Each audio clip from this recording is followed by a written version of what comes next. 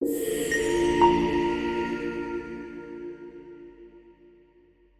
village slept like a guilty man, breath held, shutters drawn tight as if the dark itself might slip through a keyhole. Dumbledore moved without a sound along the hedgerows, a stoop-shouldered figure in a traveling cloak that drank rain and gave none back. The land around Little Hangleton had always felt sour to him, not because of any spell, but because it remembered. You could feel it in the way the mud clung, in the way the wind pressed against your face as if to test whether you belonged here. The shack waited at the end of a rutted track like a tooth left in rot.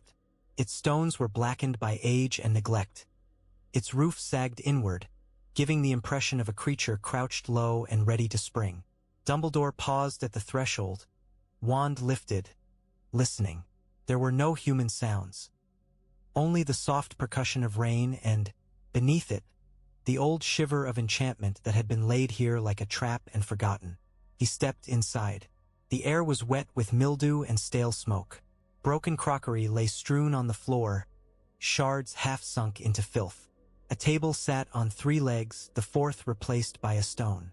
In the hearth, a few cold embers clung to one another as if embarrassed to have survived. His wandlight slid across the walls and caught on iron hooks, on old ropes, on a moldering blanket that might once have been a shawl. It was not the poverty that struck him. He had seen poverty in the Muggle world and in the magical, and there was nothing romantic about either, but the cruelty of it, the way a bloodline had curled inward upon itself until it could not recognize its own reflection. He found the ring not with cleverness but with patience. A lopsided cupboard in the corner had collapsed onto its contents, and beneath the splintered boards lay a small tin box, dented and rusted shut. Dumbledore eased it open with the tip of his wand. The lid resisted, squealing, then gave way. Inside, wrapped in a strip of cracked leather, rested a ring so heavy it seemed reluctant to be lifted into the present. Gold though dulled. A black stone set like a drop of night. For a moment he did not breathe. His fingers hovered, then closed around it. The metal was cold enough to bite. The stone did not reflect his wand light. It swallowed it. He knew it at once. Not the ring, though he recognized the gaunt crest from memories and from the portrait's muttered histories, but the older thing within it. A relic that had been whispered about in stories meant to frighten children into obedience or to comfort them when obedience failed. The resurrection stone. He should have put it away. He should have sealed the box, burned the shack to ash, walked back into the night and returned to Hogwarts with nothing but the knowledge that he had found one of Voldemort's anchors. He should have been the man he pretended to be, the careful chess player who did not reach for pieces he could not afford. Instead, he slid the ring onto his finger. The world did not explode. There was no thunderclap. There was only the sensation, sudden and intimate, of something cold clasping his hand like a stranger's grip. Pain flared, not as a cut, but as a bloom, dark and spreading, a poison making itself at home. His breath hitched. The skin around the ring tightened as though it were shrinking to trap it. He did not take it off. His eyes, bright behind half-moon spectacles, fixed on the black stone as if it were a door. "Forgive me," he whispered.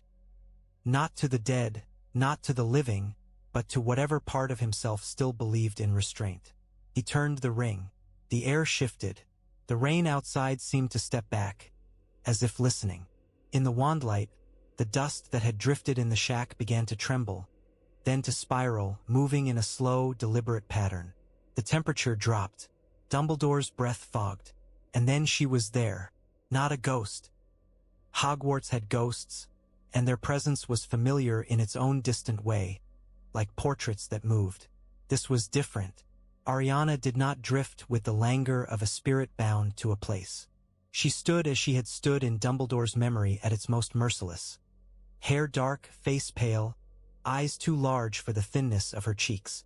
She looked at him with a child's seriousness, the kind that comes when innocence has been taught too early about suffering. "Albus," she said, the sound of her voice. Her true voice, not the softened imitation his mind had played to itself over the years, hit him like a hand against the sternum. His knees loosened. For a ridiculous, heartbreaking moment. He wanted to reach for her. His fingers curled, then stilled. He could not touch her. He knew that before he tried, in the way a man knows the edge of a cliff without stepping over. "Ariana," he managed. His throat burned as if he had swallowed ash. Her gaze went to his hand. The blackening skin, the ring, the wrongness that was already crawling up his veins. "That hurts?" she said, with the blunt honesty of a child. "Yes," Dumbledore whispered. "Yes, it does." The pain grew, sharp and purposeful now, as if the curse were angry to have been woken. It surged along his finger, and Dumbledore clenched his jaw, refusing to cry out in a room that had heard too many cries already. Ariana watched him, not with pity, but with a quiet sadness that made him feel, absurdly, as though he were the child and she the adult. "Why?" she asked. "Because I am weak," he thought. "Because all my cleverness is built on a foundation of longing. Because I have spent my life telling others to accept death while I kept bargaining with it in secret." He did not speak the truth aloud. The truth would not have helped her, and it would have unmade him. Instead he said, "I wanted to see you." Ariana's expression softened. She lifted her hand, an instinctive gesture, as if to smooth his hair, or to press her palm against his cheek the way a sister might. Her fingers stopped short of him, hovering in the air where skin should have been. "You always wanted things," she said, and the words were not accusation. They were simply a fact, like rain. The curse bit deeper. Dumbledore swayed. The shack tilted around him, its moldering walls briefly too far away. He forced his legs to move. He forced his hand to obey, to twist the ring back, to close the door he had opened. Ariana's outline thinned, the air swallowing her gently, like water taking back a stone. But before she faded entirely, she looked at him once more with an unbearable clarity. "Don't make it worse," she said. Then she was gone. The emptiness she left behind did not feel like absence. It felt like a wound reopened so cleanly that it could not even bleed yet. Dumbledore stood alone in the shack, rain and rot and old magic pressing in on him, his hand throbbing with a darkness that had nothing to do with grief. He stared at the ring on his finger, then at the blackened skin around it. In the silence, his own voice came back to him, from years ago, smooth with certainty. "It does not do to dwell on dreams and forget to live." He closed his eyes. "I did not forget," he said aloud to nobody. "I simply postponed." Outside, the night kept raining, indifferent and relentless, as if it had all the time in the world. By the time Dumbledore returned to Hogwarts, dawn was only a rumor behind the cloud cover. The castle rose from the rock like a patient animal, ancient and watchful. Rain streamed down its walls, tracing dark lines through the pale stone as if time itself were weeping. He entered through a side passage that smelled of wet flagstones and distant kitchens. The corridors were empty. Portraits slept or pretended to. His footsteps did not echo. He was careful with the sound. He was always careful with the sound. He made it halfway to his office before his hand betrayed him. Pain had been a sharp thing in the shack, bright enough to command his full attention. Here, in the familiar air of Hogwarts, it became something worse. A slow, insinuating certainty. The blackness in his skin had advanced with frightening discipline, creeping past the knuckles, staining the tendons beneath like ink in water. Each pulse of his heart seemed to feed it. At the gargoyle, he spoke the password without thinking, and the stone creature spun aside with its usual smug obedience. The spiral staircase carried him upward. Halfway, his vision narrowed. He caught the banister with his left hand, steadying himself. The ring on his right finger felt heavier now, as if it were anchored to the floor. Severus Snape was waiting. Dumbledore had not sent for him. Snape's presence was not coincidence. It was competence sharp as a knife. He stood by the desk in the dimness, black robes falling in severe lines, his face pale in the gray light. His eyes went immediately to Dumbledore's hand. Something tightened at the corner of his mouth. Not horror, not sympathy, but the expression of a man seeing a predictable catastrophe arrive precisely on schedule. "What have you done?" Snape asked. Dumbledore did not sit. He held his right hand out, palm down, and the blackened skin looked obscene against the polished wood. "I was careless," he said, and his voice was gentle, which was how he knew he was afraid. "I underestimated." "You overestimated yourself," Snape cut in. He moved closer, his wand already in his hand, his movements controlled and swift. "Of course you did." Dumbledore let the remark pass. There was no energy to spare on pride. "Can you contain it?" Snape's nostrils flared. "If you will stop trying to die dramatically for 5 minutes, yes." He pressed his fingers to Dumbledore's wrist, just below the line where the blackness ended. His touch was cool, clinical. He murmured an incantation, and for a moment the skin beneath his hand seemed to resist, as if the curse were a living thing pushing back. Dumbledore's jaw clenched. The pain sharpened, then shifted, retreating in a reluctant crawl as Snape forced it into place. Snape turned away abruptly, crossing to the shelves where his own supplies had been quietly installed over the years, an invasion disguised as helpfulness. He selected vials without hesitation, poured a thick, dark potion into a goblet, and shoved it tea. "Our Dumbledore. Drink." Dumbledore took it with his left hand. The potion smelled of bitter herbs and iron.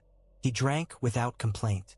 The liquid burned its way down, leaving a trail of heat.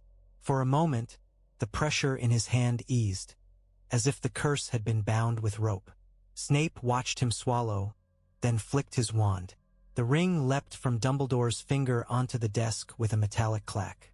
The sudden lightness felt like relief, and then like panic, as though some part of Dumbledore had been holding on to it not only for the stone, but for the thing it promised. Snape's gaze pinned the ring. "That," he said softly, "is why." Dumbledore followed his eyes. The black stone sat in the gold band like an unblinking pupil. "You recognize it," Dumbledore said. "I am not ignorant," Snape replied, as if the accusation itself were offensive. "And you, of all people, should not be this foolish." Dumbledore allowed himself to sink into the chair behind his desk. The instruments there, delicate and ticking, seemed suddenly trivial.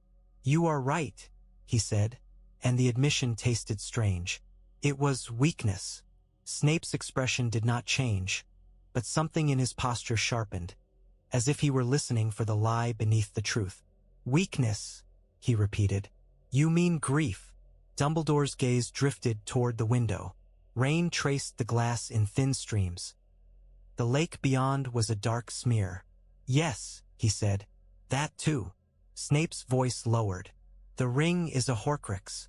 "It was," Dumbledore corrected, and shifted his eyes back to Snape. "Or it will not remain one for long." Snape's lips curled faintly, an expression that might have been approval in another man. "You intend to destroy it."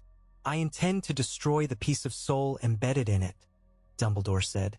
"The stone is something else, something older, something that—" His words faltered, and he felt an unexpected irritation with his own sentimentality. "It matters." Snape's eyes narrowed. "It matters enough to kill you. Perhaps," Dumbledore conceded, "but not for the reason you think." Snape's gaze dropped once more to Dumbledore's hand. The blackness had stopped at the wrist, held in place as if by an invisible band. It looked unnatural, like rot paused mid-spread. "This is not a perhaps," Snape said. "Even contained, it will claim you. Months. A year at best." "I know." The calmness in Dumbledore's voice provoked something sharp in Snape. "And you did it anyway." Dumbledore closed his eyes briefly. Ariana's voice echoed in his mind. "Don't make it worse." He opened them again and looked directly at Snape. "Severus," he said, "I have spent a lifetime persuading the world to face death with dignity, and yet our world still flinches from truth as if truth were a curse. We are at war, and the Ministry remains a creature of habit, more terrified of embarrassment than of Voldemort. The public is frightened, but it does not know what to do with fear. Snape's expression remained guarded, but he was listening. Dumbledore's fingers tightened around the arm of his chair. "This stone," he said, and his voice softened despite himself, "will force them to look, not at death as an abstraction, at death as consequence, at the price Voldemort asks and the bodies he leaves behind, at the people who have been murdered and silenced." Snape's eyes flashed. "You intend to use it?" "Yes. You intend to use it publicly," Snape said, and it was not a question. It was an indictment. Dumbledore's gaze dropped to the ring. "If I keep it hidden, it becomes a private temptation, a secret vice. It will rot me from within long before the curse reaches my heart. If I bring it into the light, if I make it accountable, then perhaps it becomes something else. A tool. A witness." Snape's laugh was short and humorless. "A witness." He leaned forward, his voice low and dangerous. "The WIZENGAMOT will call it dark magic. The Ministry will try to seize it. Voldemort will hunt it. And every grieving fool in Britain will come begging for a glimpse of the dead." Dumbledore nodded slowly. "Yes," he said, "because denial would have been another lie. All of that will happen. Then why? Because I am tired," he thought. "Because I am running out of time. Because there is not enough courage left in our world to meet him without being reminded what he does." Out loud, he said, "Because the war will not be won by secrecy alone. And because, SIRIUS, we have been living under a long habit of private grief. I would rather confront what the stone truly is with witnesses beside me than let it destroy us one by one in silence." Snape stared at him, and for a moment Dumbledore saw something raw beneath the layers of contempt and discipline. Fear, not for Dumbledore, but for the plan he had built his life around. Fear that the chessboard was being tilted. "You are not thinking," Snape said quietly. Dumbledore's smile was faint. "On the contrary," he replied, "I am thinking of nothing else." GRIMMAULD Place was quieter than Dumbledore remembered, as if the house itself had grown wary of too many secrets. The curtains were drawn despite the hour, and the air held the smell of old dust and cooking that never quite reached the warmth it promised. Even the portraits seemed subdued. Walburga Black's usual shriek had been muffled by more permanent enchantments, her face twisted in silent outrage behind the curtain that pinned her voice. They gathered in the dining room with the same uneasy familiarity that soldiers bring to a tent after a battle. The table was long and scarred, as if knives had been dragged across it again and again. Candles threw unreliable light, turning faces into shifting masks. Minerva McGonagall sat with her back straight, hands folded, her mouth a thin line. Kingsley Shacklebolt leaned in his chair as though the room were too small for him, his calmness the kind that came from seeing danger in advance and choosing not to show it. Remus Lupin looked tired in a way that went beyond sleeplessness. There were lines at his eyes that grief had carved and time had deepened. Molly Weasley's hands were clasped so tightly her knuckles were white. Arthur Weasley hovered near her, as if his presence could hold her together. Nymphadora Tonks sat at an angle that suggested she might spring up at any moment, but her hair was a muted brown rather than its usual defiant color. Alastor Moody's magical eye rolled, taking in corners, doorways, shadows, and Severus Snape stood apart, as if proximity itself were a compromise. Dumbledore took the seat at the head of the table that Sirius Black had once occupied with careless authority. The chair felt wrong beneath him, too familiar, too charged with absence. He set a small cloth bundle on the wood and did not open it immediately. He let them watch his hands, the right one partially gloved, the fabric hiding the blackened skin beneath. "You are all here," he said, and the room quieted with the reflex of obedience. "Because there is no longer time to keep certain truths confined to my office." McGonagall's eyes narrowed. "Albus," she began, and the use of his first name carried weight. "What have you done?" Dumbledore's case met hers. There was no point in softening it. "I have made a mistake," he said. "A grievous one." Moody's wooden leg thumped once under the table. "That's comforting." Dumbledore smiled faintly, then reached for the bundle. He opened it and laid the ring on the table between them. The gold band looked harmless at first glance, old, tarnished, even ugly. Then the candlelight caught the stone. The blackness of it seemed to deepen, as if it were not reflecting the light but consuming it. Tonks swallowed. "That's not a normal ring." "No," Dumbledore said. "It belonged to the Gaunt family. It also held a piece of Voldemort's soul." A collective tightening went through the room. McGonagall's hand twitched, as though she wanted to snatch it away and fling it into the fire. Kingsley's gaze sharpened. Lupin's expression went still. "A Horcrux," Lupin said, voice low. "Yes." Molly's breath caught. "A what?" Arthur's hand moved to her arm. He did not look at her. He looked at Dumbledore. "You never told us," he said quietly. There was no accusation in it, only a weary hurt. "I had my reasons," Dumbledore replied, and felt the inadequacy of the phrase immediately. "I will not defend all of them, but understand this. Voldemort has done what no wizard should attempt. He has made more than one." Moody's magical eye fixed on the ring. "And you brought it here," he growled, "into a house full of people he'd love to kill." Snape spoke for the first time, voice like a blade drawn slowly. "He has already brought death into this house." The words landed with a dull heaviness. Molly's hands trembled. Lupin's jaw clenched. McGonagall looked away only for a moment. Dumbledore reached for the ring. He did not put it on. He held it between thumb and forefinger, as though it were a dangerous insect. "The Horcrux within it has been destroyed," he said, and watched their faces shift. Relief, suspicion, confusion. "But the ring contains something else." Kingsley leaned forward. "What else?" Dumbledore's voice did not waver. "The Resurrection Stone." Silence followed, thick and stunned. Tonks let out a breath she had not realized she was holding. "That's a fairy tale." "It is a story," Dumbledore said gently. "That happens to contain truth." Moody's mouth curled. "You're saying you've got a bloody, deathly hallow in your hand." McGonagall's gaze snapped back to him. "Albus," she said, and now there was a sharpness beneath the worry. "What have you done with it?" Dumbledore held up his right hand. He pulled the glove back, revealing skin blackened to the wrist, as though his hand had been dipped in ink. Molly gasped and pressed her fist to her mouth. Arthur's face went pale. McGonagall's eyes widened, horror breaking through her discipline. Snape's voice was flat. "He wore the ring." Lupin's chair scraped softly as he shifted forward. "Albus," he said, and there was something pleading in the word.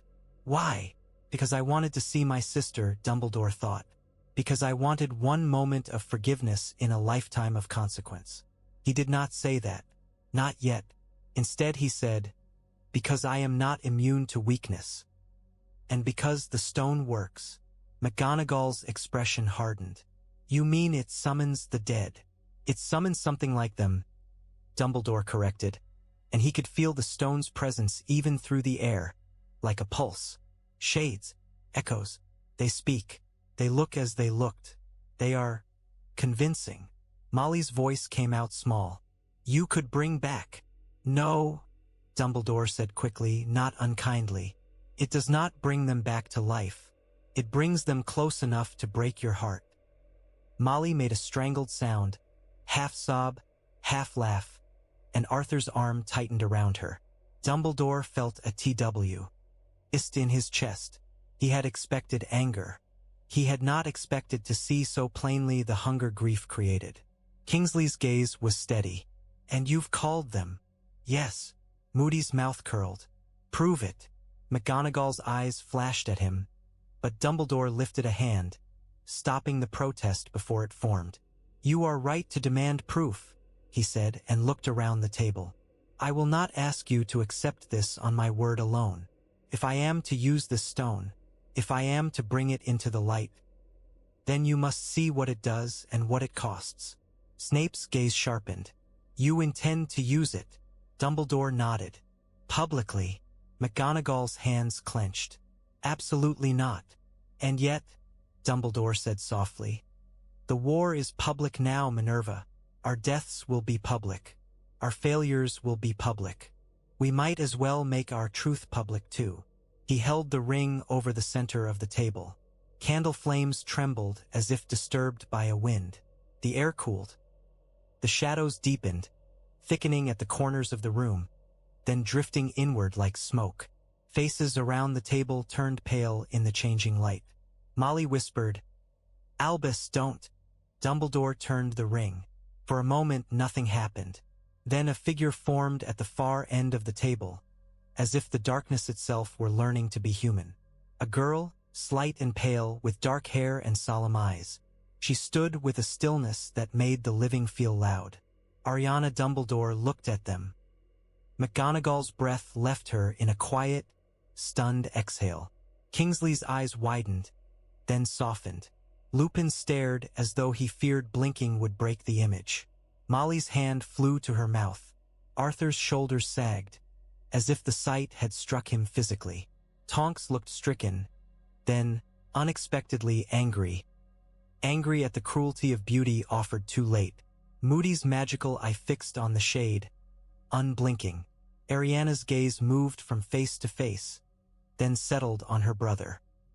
"Albus," she said, her voice gentle and unbearably clear. Dumbledore's throat tightened. "Ariana," he replied. The room held its breath around them. "What is this?" Ariana asked, not frightened, only curious in the way the dead might be curious about the living's desperation. Dumbledore felt every eye on him. He felt the weight of the stone in his hand like a verdict. "This," he said, voice low, "is a mistake I have turned into a choice."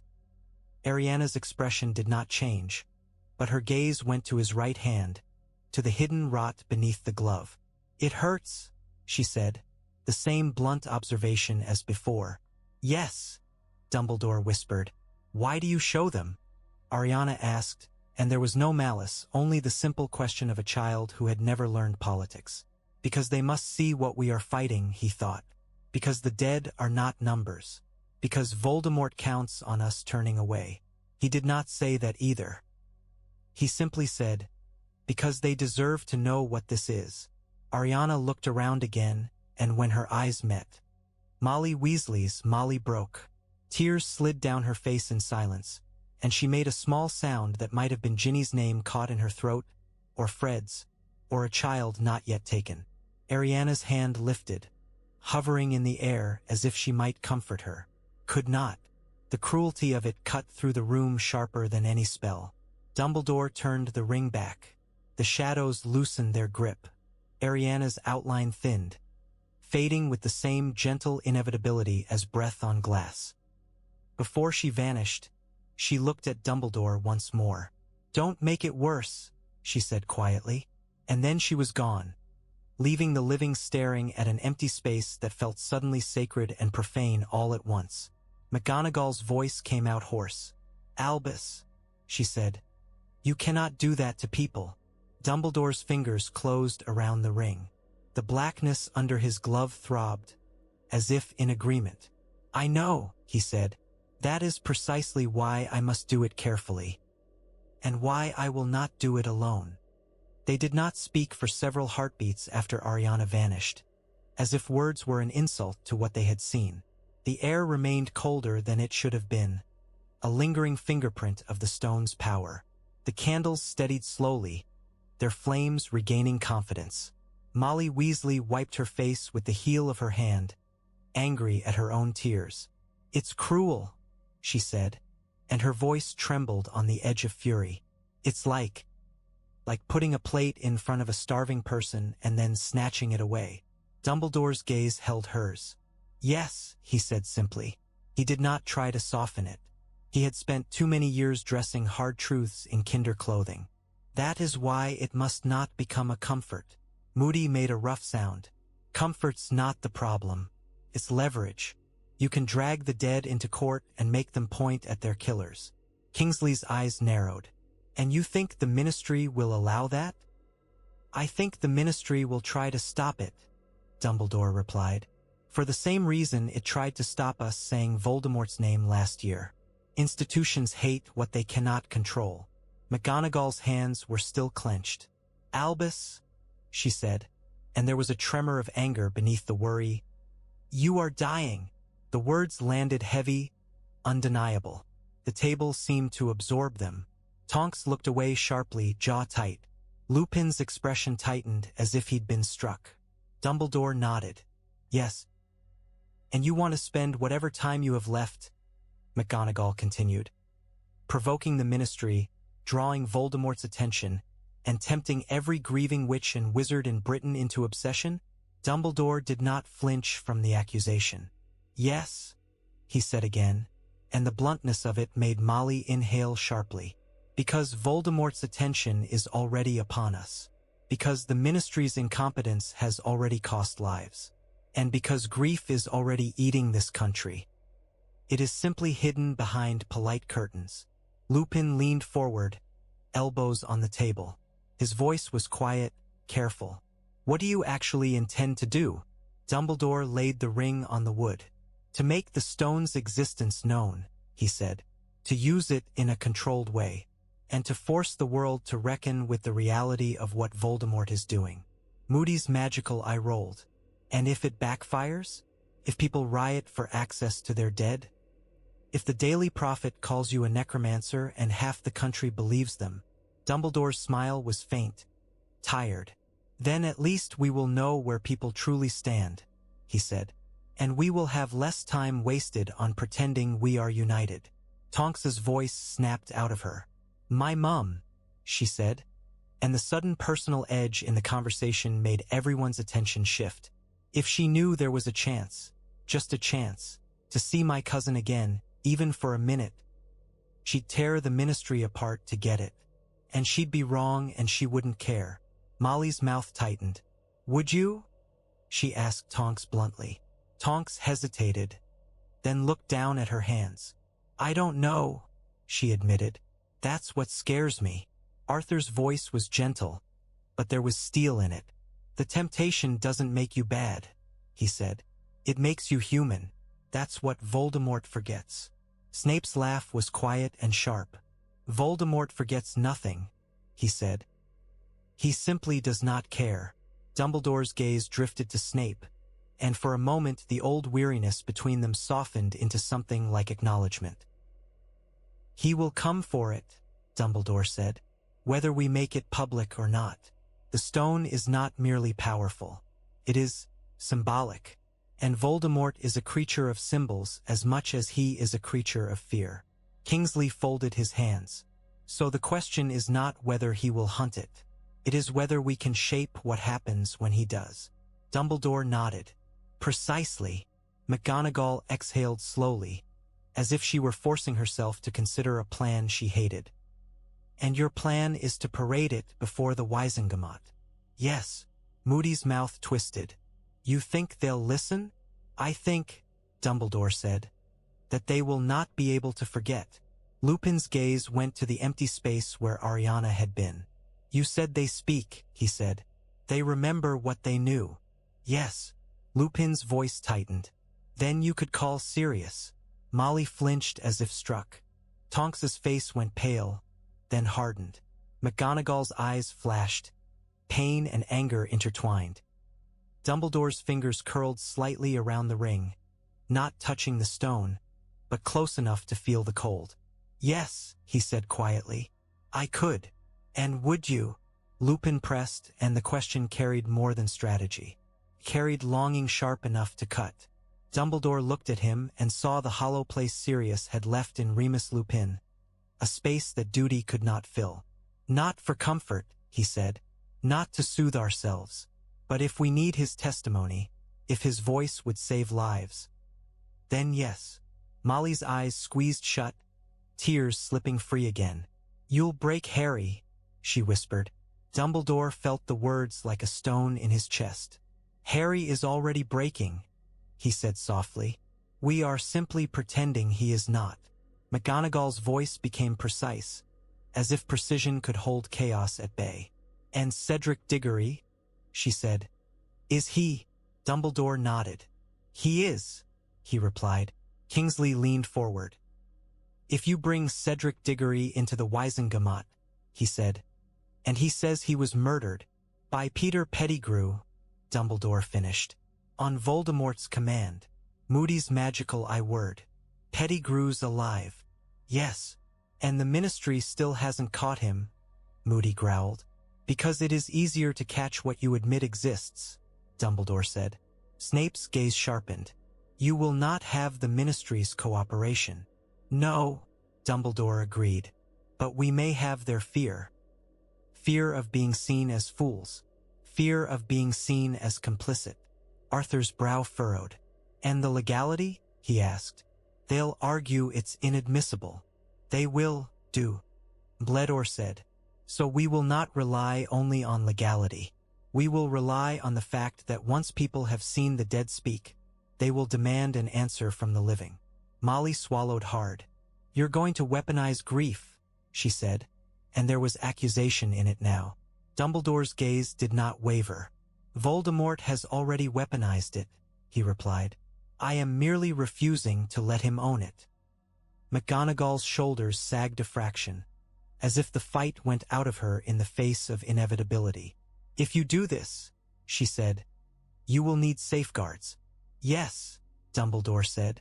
Kingsley's voice was calm, decisive. Then we build them, he said.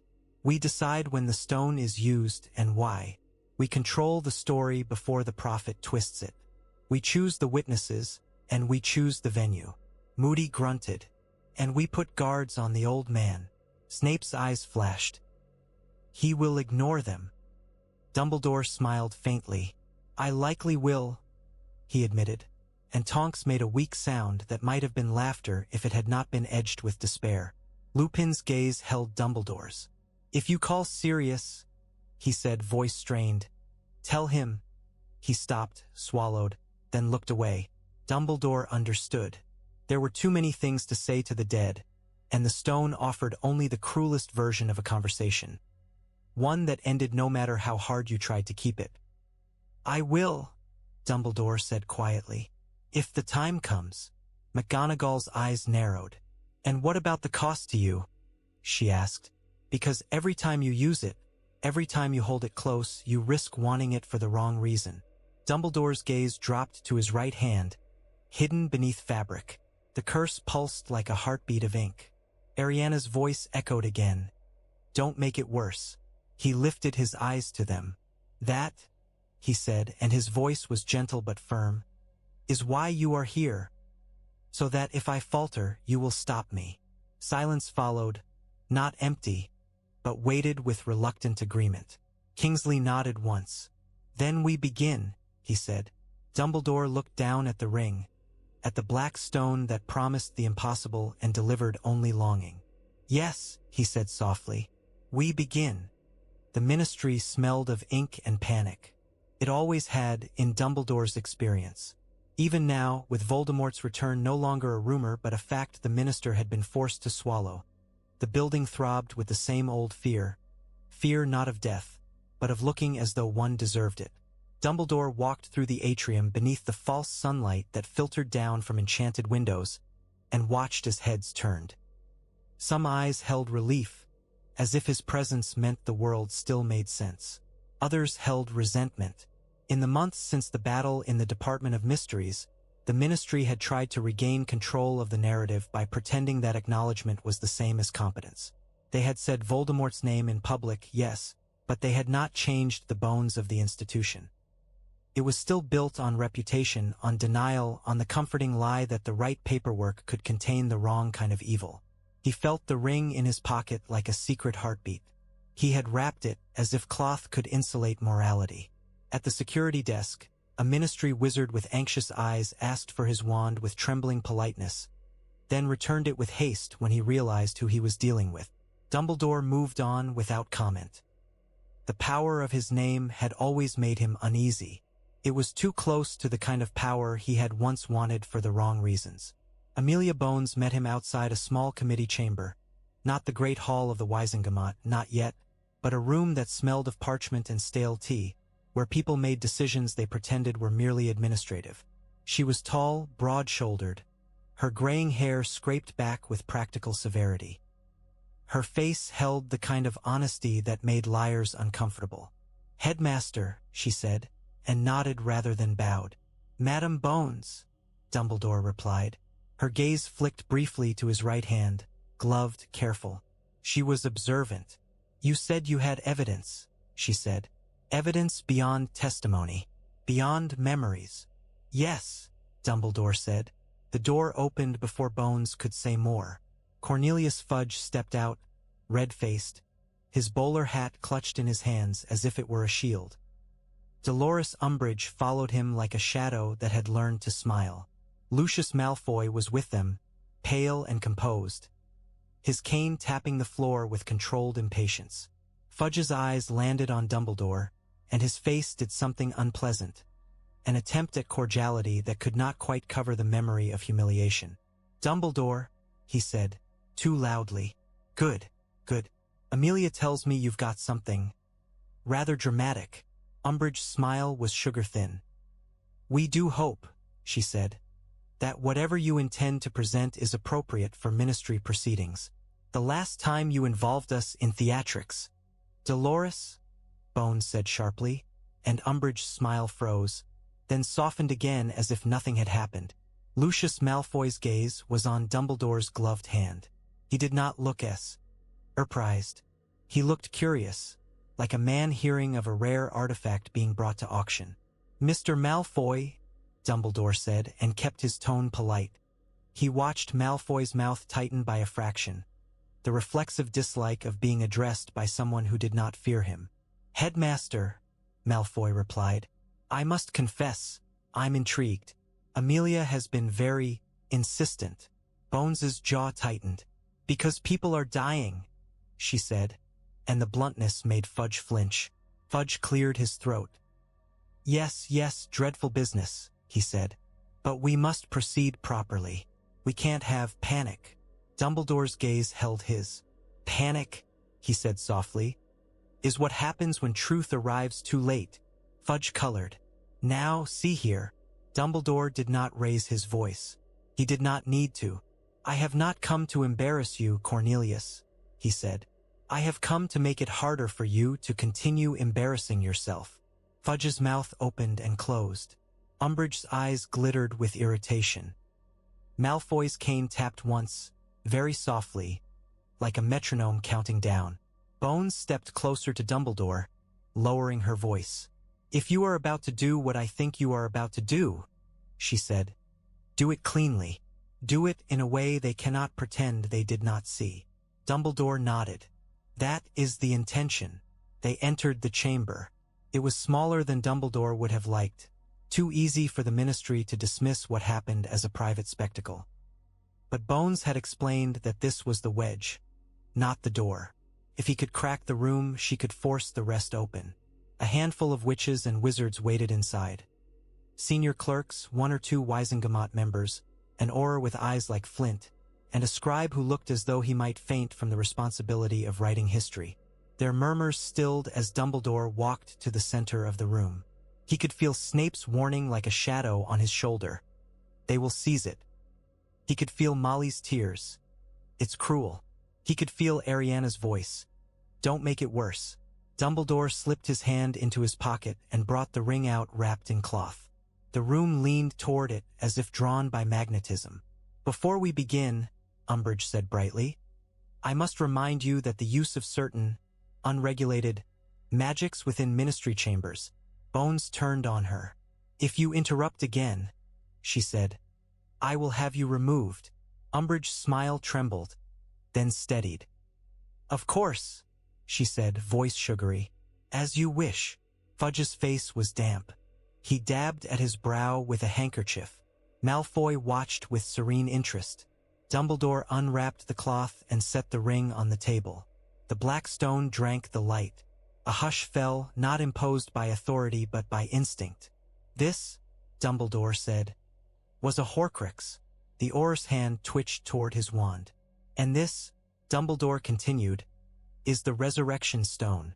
Someone made a choked sound. The scribe's quill hovered. "Fairy tales," Umbridge murmured, but the air was less confidence in her tone now. Dumbledore's gaze did not shift from the faces before him. "I have no patience for fairy tales," he said.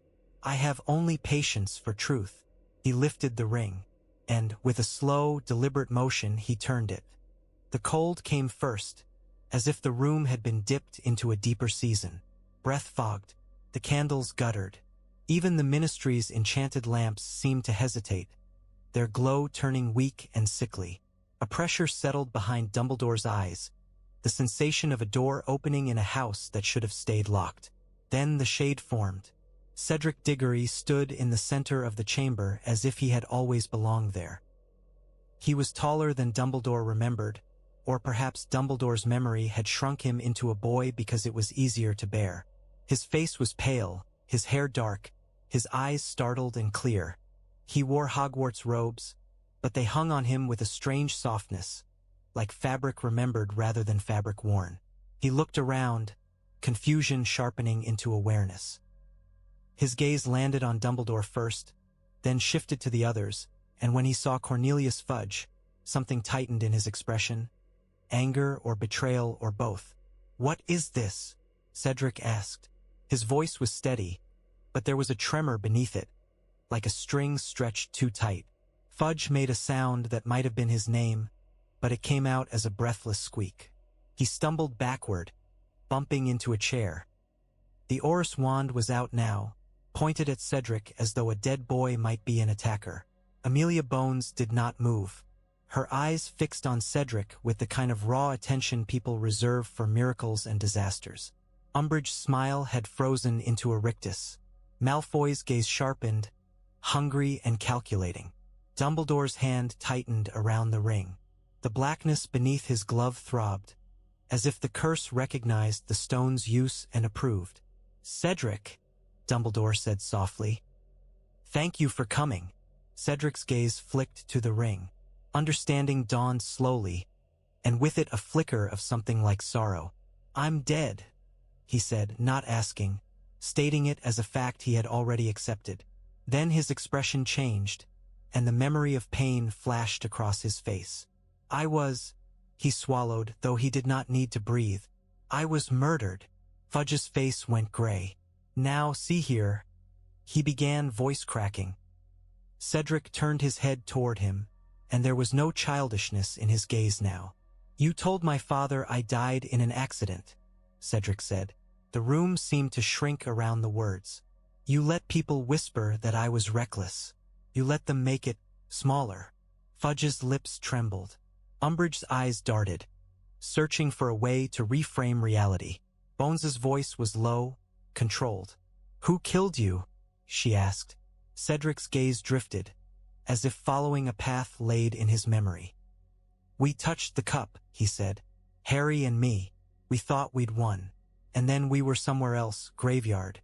Cold. Statues." His eyes narrowed as the images sharpened. "There was a man. Wormtail. Peter Pettigrew. He was there." The Aurus grip tightened on his wand. Malfoy's eyes flickered at the name, quick as a lash. Cedric's voice gained strength. "He had a bundle. A baby, no." His face twisted with disgust. "Not a baby. Something broken. And then Harry was tied. I tried." He stopped, and the helplessness of it fell across the room like ash. "I tried to fight. Pettigrew pointed his wand at me and—" Cedric's eyes widened, and for a heartbeat he looked like the boy he had been. He said, "Kill the spare." The words struck like a curse. Molly's earlier description returned to Dumbledore. A plate snatched from a starving person. Only this was worse. This was a life snatched as casually as a crumb. Bones's face hardened into something fierce. "And who ordered it?" she asked. Cedric's gaze went distant, then locked onto something invisible. "Voldemort," he said. "He was there. He came back. I saw him." Fudge made a strangled sound. This is. He looked around wildly. "It's magic. It's illusion." Dumbledore's voice was quiet. "Is it, Cornelius?" Fudge's face contorted. He looked at Cedric as if the boy were a mirror showing him his own cowardice. This is an outrage," he sputtered. This is not admissible. This is necromancy. Umbridge's voice, high and bright with panic, chimed in. Indeed, Minister, such dark practices, summoning spirits, terribly dangerous. Cedric turned his gaze to Umbridge, and something like contempt flickered across his face. You weren't there, he said. You didn't see him. You didn't hear him laugh. Umbridge's cheeks reddened. I am an undersecretary. You're a liar, Cedric said simply. The scribe's quill scratched furiously. The Auror's eyes flicked between Bones and Fudge, uncertainty warring with duty. Malfoy spoke at last, voice smooth as oiled silk. This is very moving, he said. Tragic. But surely you can see the danger here. The dead cannot be verified. Cedric's gaze snapped to him, and for an instant Dumbledore saw something unsettling. The stone did not merely produce a comforting illusion. It produced a presence sharp enough to cut through politics. Cedric looked at Lucius Malfoy as if he recognized the type, even if he did not recognize the man. You're afraid, Cedric said. Malfoy's smile did not falter. Of course, he replied, amused. We are all afraid. That is why we must be sensible. Dumbledore felt the room teeter, balanced between denial and revelation. He could sense Fudge's desperation to slam the door shut, to pretend this never happened, to bury Cedric Diggory a second time beneath procedure. He did not allow it. Cedric, Dumbledore said gently, tell them what Voldemort said. Cedric's gaze shifted back to Dumbledore. There was a flicker of gratitude, or perhaps simply the relief of being asked to speak truth in a room built to avoid it. He said he'd been gone a long time, Cedric said. He said he was going to make everyone pay. He said, his expression tightened. He said the ministry was full of fools.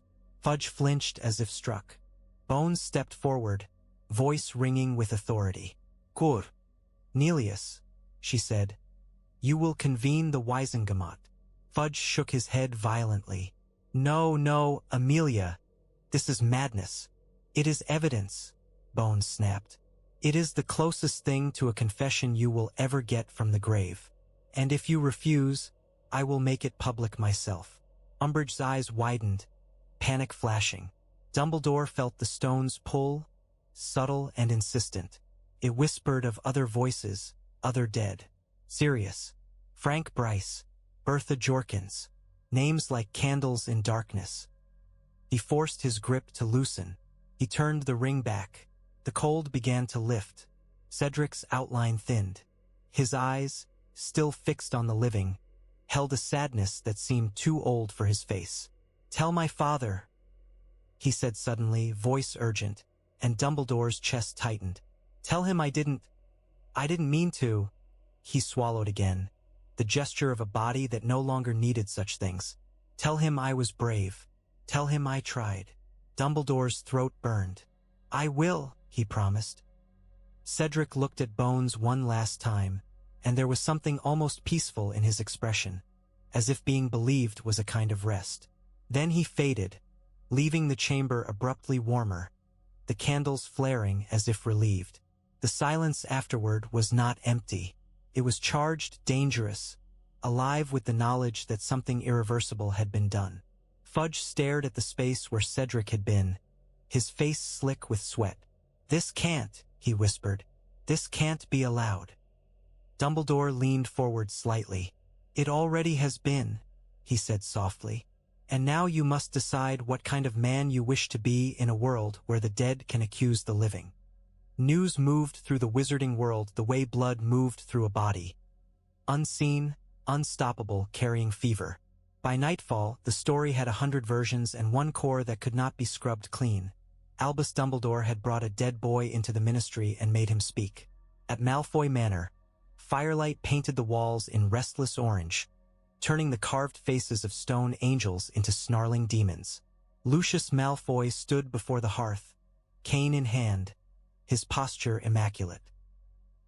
He listened to the kneeling man at his feet, a thick-shouldered Death Eater whose voice shook with excitement and fear. It was him, the man said. Diggory, everyone saw. Bones. She practically screamed at Fudge. They're calling for trials. They're calling for arrests. Bellatrix Lestrange laughed from her chair, legs crossed, hands clasped as if in prayer. Her eyes glittered with a kind of joy that had nothing to do with humor.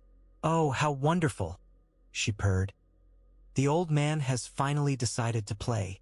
Narcissa Malfoy stood near the doorway, pale and still. Her fingers twisted a ring on her hand, a nervous habit she thought she had outgrown. "This is dangerous," she said quietly. Lucius's gaze remained on the fire. "Everything is dangerous now," he replied. His voice was calm, but beneath it ran a thread of calculation. "What matters is who turns danger into opportunity." Draco Malfoy hovered in the shadows at the edge of the room, trying to look bored, trying to look unimpressed. But his eyes were fixed on his father's profile, watching for cracks. Draco's face had grown thinner in recent months, not with illness, but with the weight of expectations. The mark on his arm burned with a promise he could not escape. The kneeling Death Eater continued. "They say it's the Resurrection Stone," he said, and the words in this room carried a different charge. Here, legends were not bedtime stories. They were lures. Bellatrix's smile widened. "A hallow," she whispered, tasting the idea like wine. "Imagine it. Imagine what the Dark Lord could do with such a thing." Lucius's grip tightened on his cane. "The Dark Lord will not be pleased that Dumbledore has revealed it." "No," Bellatrix agreed, eyes bright with devotion. "But he will be interested." Narcissa's voice was small. "And if he wants it," she said, "he will take it." Lucius turned at last, his face composed. "Yes," he said, "he will." Draco swallowed. The room seemed to tilt, as if the manor itself were listening. Draco felt the Dark Lord's absence like pressure in the air, the knowledge that the Master's attention could fall anywhere at any moment, like a blade. Bellatrix leaned forward. "Dumbledore thinks he is clever," she said. "He thinks he can shame the Ministry into action. He thinks he can frighten the people into loyalty." Lucius's mouth curled faintly. "Dumbledore," he said, "has always been clever. That is precisely why he is dangerous." The kneeling man's voice trembled. "What do we do?" Eustace's gaze slid to Draco.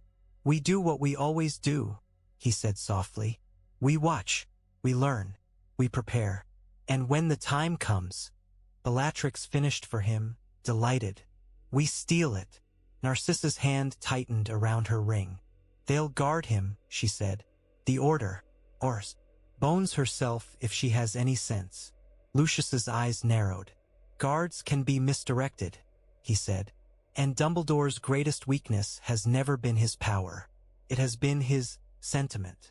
Draco's stomach twisted. He could feel the trap forming, the way a spider might feel its web vibrate. Dumbledore's sentiment. The dead. The stone. Bellatrix's voice dropped, almost tender. "He'll call them," she said. "The ones he loves. The ones he lost." Narcissa looked as if she might be sick. "Don't," she whispered. And Draco knew she was not speaking to Bellatrix, not really. She was speaking to fate. Lucius stepped closer to Draco, lowering his voice so that only his son could hear. "You will be at Hogwarts," he said. "You will watch him. You will learn where he keeps it. You will listen for any mention of it. And you will not—" His gaze sharpened. "Fail." Draco's throat tightened. "Yes, father," he said, because there was nothing else to say. Bellatrix's laughter rose again, and the sound was like a knife scraping bone. "Oh, sissy," she crooned. "Don't look so frightened. Death is only a door after all. Dumbledore has proved it." Narcissa's face went whiter. Draco looked away. His jaw clenched hard enough to ache, and wondered with sudden clarity whether the stone was meant to be a witness, or a curse that spread simply by being known. In the firelight, Lucius Malfoy's eyes gleamed, and Draco felt the future closing around him like cold iron. Hogwarts learned the news before the owls had even finished their flights. Rumor was faster than post in a castle full of teenagers. By breakfast, The great hall hummed like a hive that had been struck. Dumbledore stood at the high table and watched the students as they filed in. They tried to pretend nothing was different, but their shoulders were tighter, their voices pitched lower. Even the floating candles seemed to burn with a nervous brightness. The war had already seeped into their lives in small ways. Letters that arrived with bad news, holidays cut short, parents who looked too long at their children's faces. But this was something else. This was the dead speaking. Minerva McGonagall stood beside him, her mouth set with determination that could not quite hide her unease. Severus Snape hovered on the other side, expression unreadable, his gaze scanning the room as if looking for threats that might crawl out of the rafters. At the Slytherin table, Draco Malfoy sat with his friends, posture carefully casual. His face was pale in the candlelight. His eyes, however, were sharp, restless, always flicking up to Dumbledore's hands. At the Gryffindor table, Harry Potter sat stiff as a board, his eyes fixed on the high table with a kind of dread that made his friends glance at him and then look away. Hermione Granger's hand hovered near his arm as if she might steady him by touch. Ron Weasley's expression was torn between anger and fear, his gaze darting between Dumbledore and Harry like a man watching a storm approach. When the last plates filled and the last murmurs quieted, Dumbledore rose. Silence spread through the hall in a wave. Even the clatter of cutlery stopped, as if the students knew instinctively that this was not a normal announcement. "My dear students," Dumbledore said, voice carrying easily, "I will not insult you by pretending you do not know what has occurred." A ripple moved through the hall, shifts, glances, the sharp intake of breath. "My dear students," Dumbledore said, voice carrying easily, "I will not insult you by pretending you do not know what has occurred." A ripple moved through the hall, shifts, glances, the sharp intake of breath. "Yes," Dumbledore continued, "the story is true. Yesterday I used a piece of very old magic within the Ministry of Magic. And yes, it involved speaking with someone who has died." A murmur rose, then fell as Dumbledore's gaze swept the room. He did not glare. He did not need to. His presence was enough. "There are some," he said, "who will tell you this is dark magic.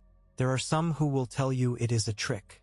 There are some who will tell you it is a temptation best left unspoken."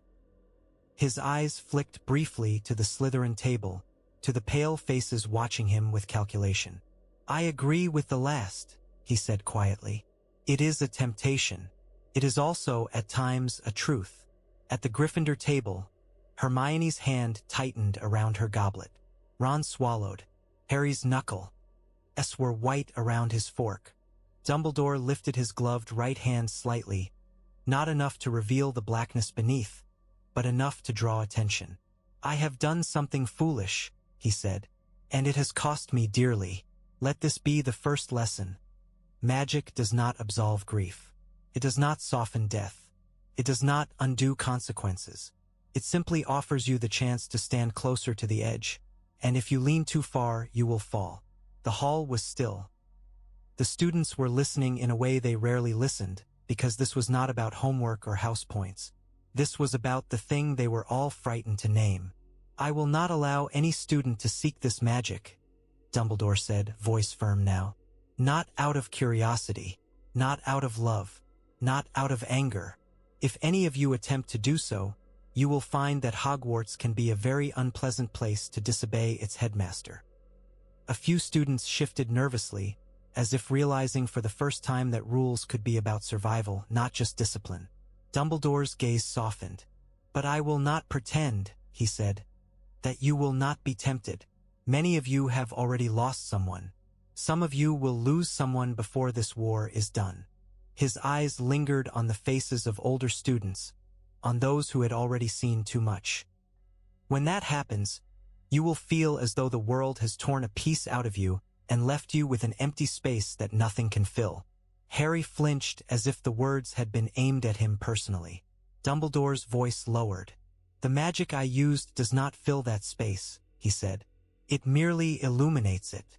For a moment, the great hall felt smaller, heavier. Hermione's eyes were bright. Ron's jaw clenched. Draco's gaze was fixed on Dumbledore's pocket, as if he could see through fabric. Dumbledore let the silence sit. Then he said, "I am telling you this because you deserve to be treated as people, not as children to be placated. The world beyond these walls is dangerous. It will become more dangerous. But fear is not the same as helplessness." He lifted his chin slightly. "Hogwarts has always been a place of learning," he said. "In the coming months, it will also be a place of choosing. You will choose whether you are the sort of witch or wizard who hides behind rumors, or the sort who faces truth even when truth is ugly." His gaze moved over the tables. "And if you remember nothing else from what I have said," he concluded, "remember this: the dead are not a comfort to be collected. They are a warning. They are a cost. If you love them, honor them by living well, by fighting well, rather than by clinging to an echo and calling it hope." He sat. The hall did not erupt into applause. It did not need to. The silence afterward was louder than any cheering. Students began to eat again slowly, as if their hands had forgotten the motions. Conversations resumed in whispers, careful, intense. Harry did not touch his food. He stared at the high table at Dumbledore's gloved hand, and Hermione saw the question forming in his eyes long before he spoke it. "Do you think—" Harry whispered, voice rough. He could. Hermione's hand tightened on his arm. "Harry," she said softly. Ron leaned in, his face pale. "Mate," he whispered, and his voice cracked. "Don't." Harry swallowed, his eyes shining with something fierce and desperate. "I just want to—" He stopped. The words stuck. He looked down hard at the table as if he could force his feelings back into his stomach. At the high table, Dumbledore watched him with a quiet sorrow that felt like a weight. He had made the stone public, and already it was doing what Snape had warned. It was reaching into people and twisting the knife of longing. And yet Dumbledore also saw something else in the hall. Anger sharpening into resolve, fear turning into purpose. Truth was painful, yes, but pain could wake people. He only hoped it would not wake the wrong ones first. Night in Hogwarts did not silence the castle so much as change its voice. The corridors sighed with distant drafts. The staircases creaked like old bones settling. Somewhere far below, a door complained as it swung shut. The world outside was dark and wet, the lake a slab of ink. Harry stood in the circular office at the top of the moving staircase with his hands clenched at his sides, as though he were trying to keep himself from reaching for something that would burn him. Fawkes watched from his perch, head tilted, eyes bright, and the portraits along the walls pretended to sleep, though Harry was certain at least one of them was listening with deliberate stillness. Dumbledore sat behind his desk, fingers loosely interlaced, his right hand gloved. The ring lay on the wood between them, the black stone catching the candlelight and refusing to give it back. Hermione and Ron stood near the door as if they were both guards and witnesses, unwilling to leave Harry alone with temptation. Harry's throat worked. "You did it," he said, voice strained. "At the Ministry, you brought Cedric back." Dumbledore inclined his head. "I did." Harry stared at the ring. His scar prickled, not with the sharp pain of Voldemort's anger, but with a dull awareness, as if something old and dangerous had been spoken too loudly. "Can you—" He stopped, swallowing hard. "Can you bring Sirius back?" Hermione's breath caught. Ron's face twisted, pained. Dumbledore's eyes, very blue in the candlelight, did not flinch. "I can bring a shade of Sirius," Dumbledore said softly. "Not Sirius as he was in life. Not a man who can walk with you through the corridors. Not a godfather who can sit by your fire. An echo, presence, a voice." Harry's jaw clenched. "I don't care," he whispered. Then louder, with anger breaking through desperation. "I do care, but I just need—" His voice cracked. "I never got to." Dumbledore's gaze softened, and Harry hated him for it in that moment. Hated the calmness, the patience, the way adults always seemed to treat his pain like something that could be managed with words. "Harry," Dumbledore said, "there are things we do not do simply because we can." Harry's eyes flashed. "You did it," he snapped. You saw your sister. A sharp silence fell. Hermione's eyes widened. Ron stared at Harry as if he'd just thrown a chair. Dumbledore did not deny it. He did not reprimand Harry for the bluntness. He simply sat with the truth between them, as heavy as the ring. Yes, Dumbledore said quietly. I did. Harry's chest rose and fell fast. Then don't tell me it's wrong, he said, voice raw. Don't tell me I can't when you can. Dumbledore's gloved hand shifted slightly on the desk. I am not telling you it is wrong because it is forbidden, he said. I am telling you it is wrong because it will hurt you. Harry laughed, a harsh sound without humor. Everything hurts, he said. What's one more thing? Dumbledore's gaze held his, steady and unbelievable. Inking. Some hurts, he said, do not end. They simply deepen. Harry swallowed, eyes bright. Please, he said, and the words stripped all his anger bare, leaving only a boy with too much grief in his body. Just once. Hermione's voice was small. Professor, she whispered, and there was fear in it. Fear that Harry would break, fear that Dumbledore would allow it. Ron's hands were clenched. This is a bad idea, he muttered, but his voice wavered. His eyes were shining too because Sirius had been family to them as well, in a way that made the world feel less hostile. Dumbledore looked at the ring for a long moment. The black stone sat in the gold band like a pupil watching him. He could feel the pull of it, subtle and intimate. It did not demand. It suggested. It offered. Ariana's voice echoed, "Don't make it worse." And yet, Dumbledore thought, perhaps refusing Harry would make it worse in a different way. The stone was public now. The temptation would not leave Harry simply because Dumbledore said no. It would wait, and it would find another moment, another weakness, when there would be no restraint, no witnesses, no guidance. Dumbledore reached out and took the ring between his fingers, careful not to let it touch his skin. "You will listen," he said to Harry. "You will not reach for him. You will not beg him to stay. You will not ask him to tell you things that cannot be changed."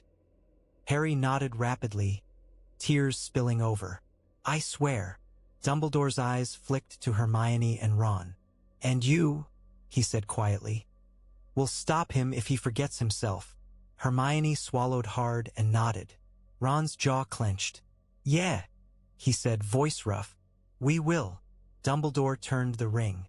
The candles trembled. The air cooled. Harry's breath fogged in front of his face. His scar prickled sharply now, not with Voldemort's rage, but with the sensation of standing too close to a boundary that was not meant to be crossed. A shape formed near the window, where moonlight leaked through the clouds in thin, watery lines. At first it was only darkness gathering. Then it became shoulders, arms, a familiar slouch. A face emerged, handsome in a worn way, eyes bright with an irreverent spark that made Harry's chest seize. Sirius Black stood in Dumbledore's office. Harry made a sound that was not quite a sob and not quite a laugh. He took a step forward before he could stop himself. Hermione's hand caught his sleeve, anchoring him. Ron's fingers curled around the back of Harry's robe, steadying him. Sirius's gaze swept the room, then landed on Harry. The expression on his face softened into something fierce and tender all at once. "James," Sirius said, and then, as if correcting himself with a pained smile, "Harry." Harry's throat closed. "Sirius," he managed. Sirius took a step forward instinctively, then stopped, as if he had run into invisible glass. His hand lifted toward Harry, then hovered in the air, fingers trembling slightly. His smile faltered. "Oh," he murmured. "Right, this is..." He exhaled.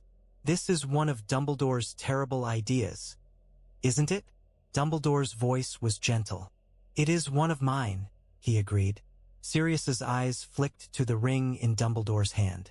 Understanding settled over his face with the ease of a man who had always believed the world was stranger than it admitted. "Resurrection Stone," he said softly. Then his gaze sharpened, a grim humor returning. "Bloody hell." Harry stepped forward again, slower this time, as if approaching a wild animal that might vanish if startled. Tears slid down his face unchecked. He began, and his voice broke. I'm sorry. Sirius's expression twisted, pained. Don't, he said quickly. Don't you dare. His eyes were bright too, though the tears did not fall in the same way. You did nothing wrong. You hear me? Harry shook his head helplessly. I should have listened. Sirius's voice cut through, fierce. You did listen, he said. You fought. You survived. That's the point. Harry's breath came in ragged pulls. It's not fair, he whispered. Sirius's smile was sad. No, he said. It isn't. For a moment, they simply looked at each other. Harry alive and shaking. Sirius a shade held together by longing and old magic. The distance between them was less than a step and greater than a world. Hermione's voice trembled. Sirius, she whispered, and Sirius's gaze flicked to her, softening. Hello, Hermione, he said gently. His eyes moved to Ron. Ron, he added, and there was a warmth there that made Ron blink hard and look down. Harry swallowed, forcing himself to speak before the moment ended. Are you? He began, then stopped, not knowing how to ask. Are you happy? Are you anywhere? Are you alone? Sirius seemed to read the question in his face. His expression grew thoughtful, then strangely calm. It's like being underwater, he said slowly. You can see the surface. You can see light, but you're not. He shook his head. You're not meant to climb out. Harry's chest tightened. Does it hurt? He asked. Sirius looked down at himself, at his own hands, at the way the candlelight slid through the edges of him. Not like it does for you, he said quietly. Then his gaze lifted, fierce again. That's why you don't waste it. You don't waste being alive feeling guilty about me. Harry's mouth trembled. I miss you, he whispered. Sirius's face softened. I know, he said, and I miss you too, pup. The old nickname hit Harry like a fist to the heart. Dumbledore's hand tightened around the ring. The cold deepened. He could feel the stone tugging, asking for more, asking for Lily, for James, for a whole parade of ghosts. The temptation was endless. Sirius's gaze flicked to Dumbledore, and for a moment there was something knowing in it. Don't keep me too long, Sirius said quietly. This isn't right. Dumbledore swallowed. I know. Sirius looked back at Harry, urgency in his eyes. Listen, he said. Voldemort wants you angry. He wants you alone. Don't give him that. Trust the people who deserve it. And when you're frightened, he paused, searching for words that mattered. When you're frightened, remember that you've got more in you than he does. He doesn't understand love. He doesn't understand choosing someone else over yourself. Harry nodded, tears falling freely. Sirius lifted his hand again, hovering it near Harry's cheek, unable to touch. You'll be all right, he whispered, and it sounded like a promise he could not guarantee but made anyway. Dumbledore turned the ring back. The cold began to lift. Sirius's outline softened. His eyes stayed on Harry's until the last possible moment. Be brave, Sirius said, voice fading. Not stupid, brave. Then he was gone. Harry stood frozen, staring at the empty air, his face wet, his breathing uneven. Hermione's arms wrapped around him from the side, tight and fierce. Ron's hand gripped Harry's shoulder hard enough to hurt, as if pain were proof of reality. Dumbledore set the ring down gently, his gloved hand trembling. He had given Harry a gift and a wound in the same breath, and he could not tell in that moment which would last longer. After Harry, Hermione, and Ron left, the office felt larger and emptier, as if the castle had drawn back into itself. The portraits resumed their pretending. The instruments ticked softly, each delicate click a reminder that time did not pause for grief or war. Dumbledore sat alone at his desk with the ring before him and his right hand aching beneath the glove. The curse was quiet now, contained by Snape's skill, but it was not asleep. It pulsed at the edge of sensation like an infection that had learned patience. Fawkes shifted on his perch, feathers rustling, and fixed Dumbledore with a gaze that was neither judgment nor pity, but something older, acceptance, perhaps, or the simple awareness that all things end. Dumbledore opened a drawer and withdrew the sword of Gryffindor. It caught the candlelight and threw it back cleanly, steel bright and honest. The rubies in the hilt burned like coals. For a moment, Dumbledore allowed himself to breathe in the sight of it. There were some objects that carried history without being corrupted by it. The sword had been drawn by hands both noble and frightened. It had tasted basilisk venom and remained itself. He placed it on the desk beside the ring. The gaunt ring looked small now, suddenly unimpressive beside the sword's simple grandeur. But Dumbledore knew better than to judge danger by size. He had seen a schoolboy's diary destroy lives. He had watched a snake's whisper become a murder. He removed his glove carefully. The blackened skin beneath looked like char, crept along his wrist in ugly veins. The sight of it did not shock him anymore. It simply reminded him of the price he had already paid. "You are awake, I take it," came a dry voice. Dumbledore glanced up. The portrait of Phineas Nigellus Black had one eye half open, watching with lazy disdain. "I am always awake when something foolish is about to happen in this office," Phineas drawled. "It is my curse." Dumbledore smiled faintly. "Then you will be very busy," he replied. Phineas sniffed. "You have made the stone public," he said, and his tone carried the weight of disapproval that only a Black could muster without raising his voice. "The House of Black is nothing if not aware of scandal." Dumbledore's gaze returned to the ring. "Yes," he said softly, "I have." Phineas's eyes narrowed. "You think you are clever," he said. "You think you can control what people do with knowledge. You cannot. Knowledge is a knife. The moment you give it to someone, they may cut themselves or someone else." Dumbledore's fingers rested lightly on the sword hilt. "I know," he said. Phineas's mouth twisted. "And yet you do it anyway," he said, sounding almost amused. "You Gryffindors are nothing if not persistent." Dumbledore did not correct him. He had been many things in his life. He had worn houses like costumes. Perhaps, in the end, he had indeed become what he once admired in others, the willingness to step into danger knowing it would hurt. He lifted the sword, not with flourish, but with the steady care of a man handling something sacred.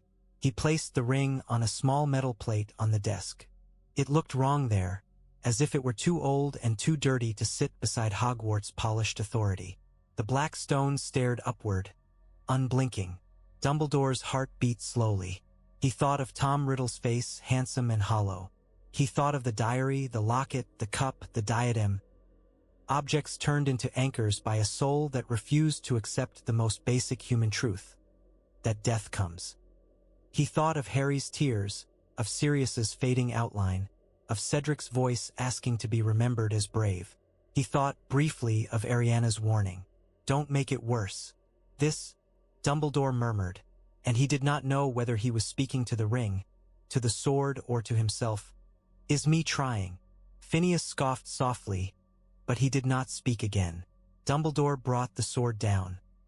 The blade struck the ring with a clean, decisive blow. For an instant, the air snarled.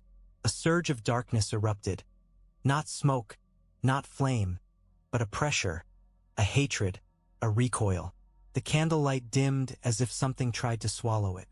Dumbledore's scarred hand tingled, and pain lanced up his arm as the curse recognized its origin.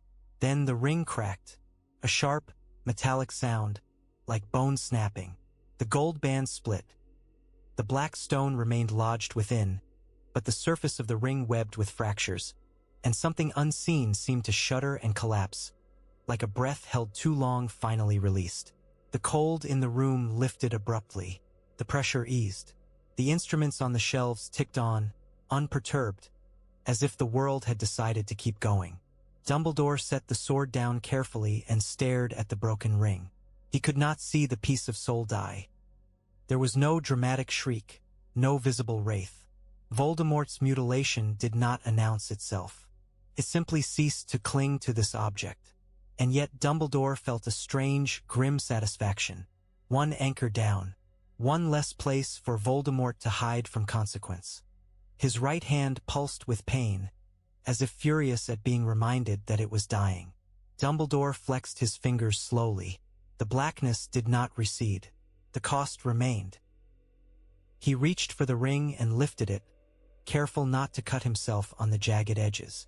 The stone sat in the broken band like an eye in a cracked skull. It was still beautiful in its way, still tempting, still wrong. Dumbledore looked at it for a long time, and in the silence he heard not the voices of the dead, but the voices of the living, the murmurs in the great hall, the panic in Fudge's voice, the hunger in Molly's tears, the fear in Draco's pale face. The stone was public now.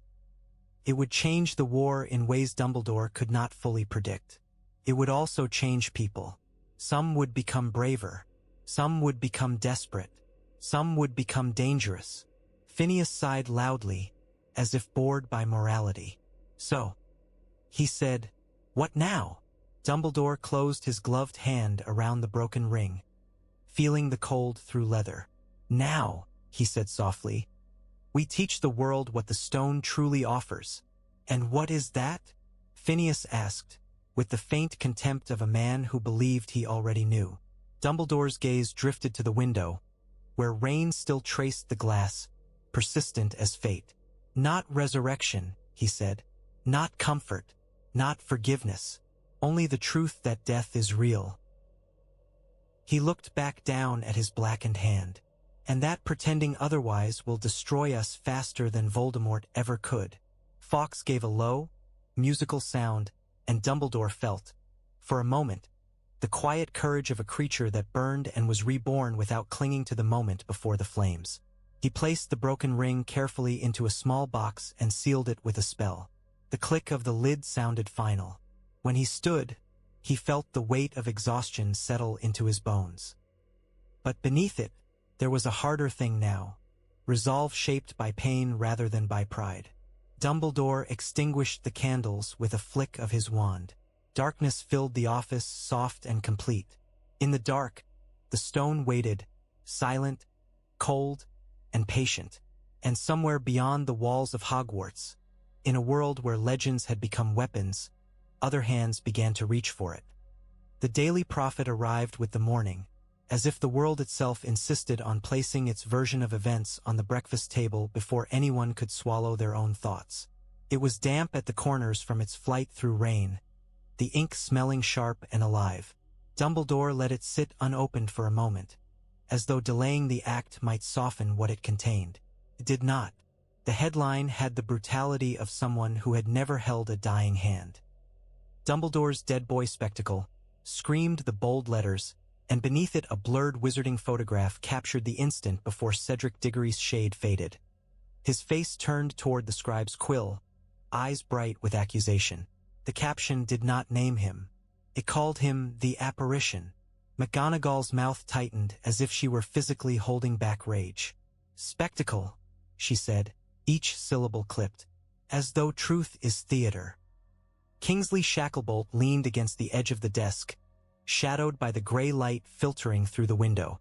His calm had the weight of long practice, but his eyes were hard. "It's already split the ministry," he said. "Amelia's pushing for a full WIZENGAMOT session. Fudge is trying to bury it in procedure. Umbridge is circulating drafts of something she's calling protective restrictions on post-mortem conjuration." Dumbledore's gaze lingered on Cedric's photograph. Even printed on cheap paper, the dead boy's presence was unsettling. The stone had not simply produced an image. It had dragged a human truth into a place built on carefully managed fictions. "They will try to make words mean whatever they need them to mean," Dumbledore said quietly. "Necromancy, illusion, dark practice, anything except, we were wrong." McGonagall's eyes flashed. "And the public?" Kingsley's mouth tightened. "Shaken," he said. "Some are relieved, because it means they weren't mad for believing you. Others are furious because they feel manipulated. And a great many are doing something worse than either." He paused, as if choosing the right word was its own kind of cruelty. "They're hoping." McGonagall looked away, her shoulders stiff. Hope, when it dressed itself as a shortcut through grief, could become a knife. Dumbledore folded the paper slowly, as though he were folding away a piece of ugliness. "Hope is not the enemy," he said. "But desperation will be." Kingsley nodded. "Diagon Alley's already buzzing," he said. "Not just gossip. Movement. People asking where the stone is, who has it, whether it can be borrowed, bought, begged for. There are pamphlets being handed out by some group calling themselves the True Mourning Society." McGonagall made a sound of disgust. "They have no shame." "No," Kingsley agreed. "But they have grief. And grief makes people bold." Dumbledore's gloved right hand rested lightly on the desk, the fabric hiding the blackened skin beneath. He could feel the curse like a pulse of cold beneath leather, as if it too were listening. "We will give them no access," he said, and heard the hardness in his own voice. "Not here. Not at Hogwarts." McGonagall's gaze snapped back. "Albus," she said, and there was warning in it. "You cannot stop people wanting what you have shown them exists." "I do not intend to stop the wanting," Dumbledore replied. "I intend to stop the damage it will cause if it is indulged." Kingsley's eyes narrowed slightly, understanding sharpening. "Then you're going to the WIZENGAMOT." Dumbledore nodded once. McGonagall's jaw clenched. "You've already done enough in ministry chambers to last a lifetime. And yet," Dumbledore said softly, "they will call it a spectacle until the whole of them has seen it. A small room can be dismissed. A full session cannot be scrubbed away so easily." Kingsley's eyes narrowed. "There's another problem," he said. "Amos Diggory." At the name, the air seemed to tighten. McGonagall's expression softened, just slightly, into pain. "He's been to the ministry," Kingsley continued. "He's demanding to see his son. He's saying—" Kingsley's voice faltered, not from weakness, but from the rawness of repeating another man's grief. "He's saying you have no right to call Cedric for the state and not for his father." Dumbledore closed his eyes briefly. The memory of Cedric's last words returned, sharp as winter. "Tell my father I was brave. Tell him I tried." "I will speak to Amos Diggory," Dumbledore said, voice quiet. McGonagall's gaze flicked to the folded prophet in Dumbledore's hand. "Do you understand what you've started?" she asked, and it was not accusation so much as fear. Dumbledore looked at her, and in that moment he saw not the formidable professor, but a woman who had watched children walk out of her castle into war. "Yes," he said. Ido. Kingsley's voice turned practical again, the way Aurors spoke when feelings threatened to drown them. "Then we move fast," he said. "Before the ministry writes the story for us. Before Voldemort decides to write it in blood." Dumbledore's gaze drifted to the window. Rain slid down the glass in long lines like slow tears. "He has already decided," Dumbledore murmured. "We are merely catching up." Amos Diggory arrived at Hogwarts as though he had been chased by the sea. His cloak dripped onto the stone floor of the entrance hall, leaving dark, uneven pools that reflected torchlight in trembling patches. He looked older than Dumbledore remembered, older than a single year could account for. Grief had hollowed his cheeks and sharpened his nose, and his eyes were red-rimmed with a sleeplessness that did not come from fatigue alone. It came from the mind's inability to accept that the world had simply continued. McGonagall met him at the foot of the marble staircase, her posture rigid, her face composed in the way it became when she was holding herself together for someone else's sake. She did not block him with her body so much as with her presence. Dumbledore descended the stairs slowly, each step measured, the weight of the ring hidden in a small box inside his pocket. He could feel it there, cold against his palm through fabric, as if the stone knew who had come demanding. Amos saw him and surged forward, stopping only when McGonagall's gaze pinned him. His voice broke out of him like an oath. "You brought him," Amos said, the words trembling with fury and pleading tangled together. "You brought my boy into the ministry like he was evidence." He was evidence, Dumbledore said gently, and regretted the bluntness the moment it left his mouth. Amos flinched as if struck. He was my son, he said, and the hall seemed to echo the pain in the syllables. He was my... His voice cracked. He swallowed hard, as if forcing himself to stand upright under the weight of his own chest. You made him speak. You made him tell them how he died. And you didn't even... He shook his head, eyes wet. You didn't even tell me you were going to do it. McGonagall's voice was soft but firm. Mr. Diggory, she began. Amos rounded on her, anger flaring. Don't you Mr. Diggory me, he snapped, and then his voice collapsed into something smaller. Please, he said, and the word was stripped bare of pride. Please, I need to see him, just once. I can't. His hands shook, fingers flexing as though he were trying to grasp something invisible. I wake up and I think I hear him in the house. I turn and I expect him to be there. I keep waiting for the door. And then I remember, and it's like being killed again. Dumbledore felt a tightness in his throat. He did not look away. Amos Diggory deserved to be seen. I told him I was proud, Amos continued, voice rising. At the tournament, I said it in front of everyone. But there were other things I should have said when it was quiet. Things that matter when you don't get another chance. His eyes locked onto Dumbledore's. You have a chance. You have the stone. And you're telling me, what? That the Ministry can have my boy? But I can't. McGonagall's hand lifted slightly, as though to reach out, then stopped. She looked as though she might weep and refused to allow herself.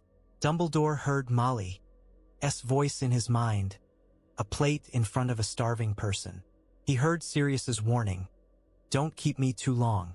He heard Ariana, don't make it worse. He could make it worse. He could also refuse and let Amos Diggory's desperation curdle into something dangerous, something that would seek the stone by any means. Not here, Dumbledore said quietly. Amos's face twisted. Of course, he whispered bitterly. Of course you. Not here, Dumbledore repeated, and his voice carried a firmness that made Amos still. Not in a hall where children watch and learn the wrong lesson.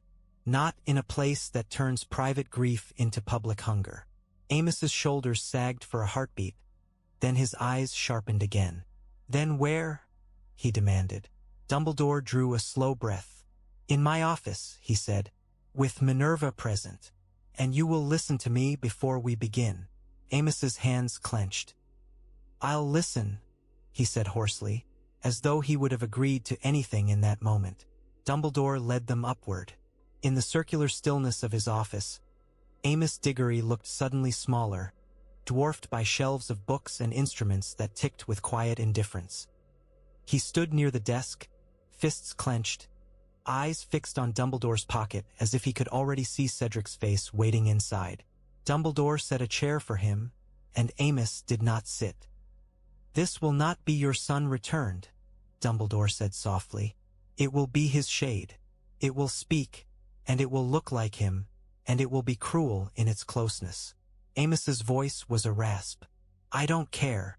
You will, Dumbledore replied, and there was no cruelty in the statement, only experience. And you must promise me something. You will not demand he stay. You will not beg for more. You will not ask him questions meant to change what cannot be changed. You will tell him what you need to tell him, and then you will let him go. Amos's eyes filled. His jaw trembled. I promise, he whispered, and the sincerity of it hurt to witness. Dumbledore removed the ring from its box without letting it touch his skin. He turned it. Cold flooded the room, and Amos Diggory's breath came out in a sharp, stunned exhale. Cedric Diggory stood by the window, as though he had been waiting there all along. Amos made a sound that was not a word. He took a step forward and stopped, as if he had struck an invisible wall. Tears poured down his face without restraint. He whispered. Cedric's eyes turned to him, and his expression softened with something like recognition, like love. Dad, Cedric said quietly. Amos Diggory's shoulders shook. I'm sorry, he blurted, and the words tumbled out in a broken rush. I'm sorry I sent you back in there when you were tired. I'm sorry I pushed you so hard. I'm sorry I didn't stop it. Cedric shook his head, a gentle denial. You didn't do anything wrong, he said. You loved me. That's not wrong.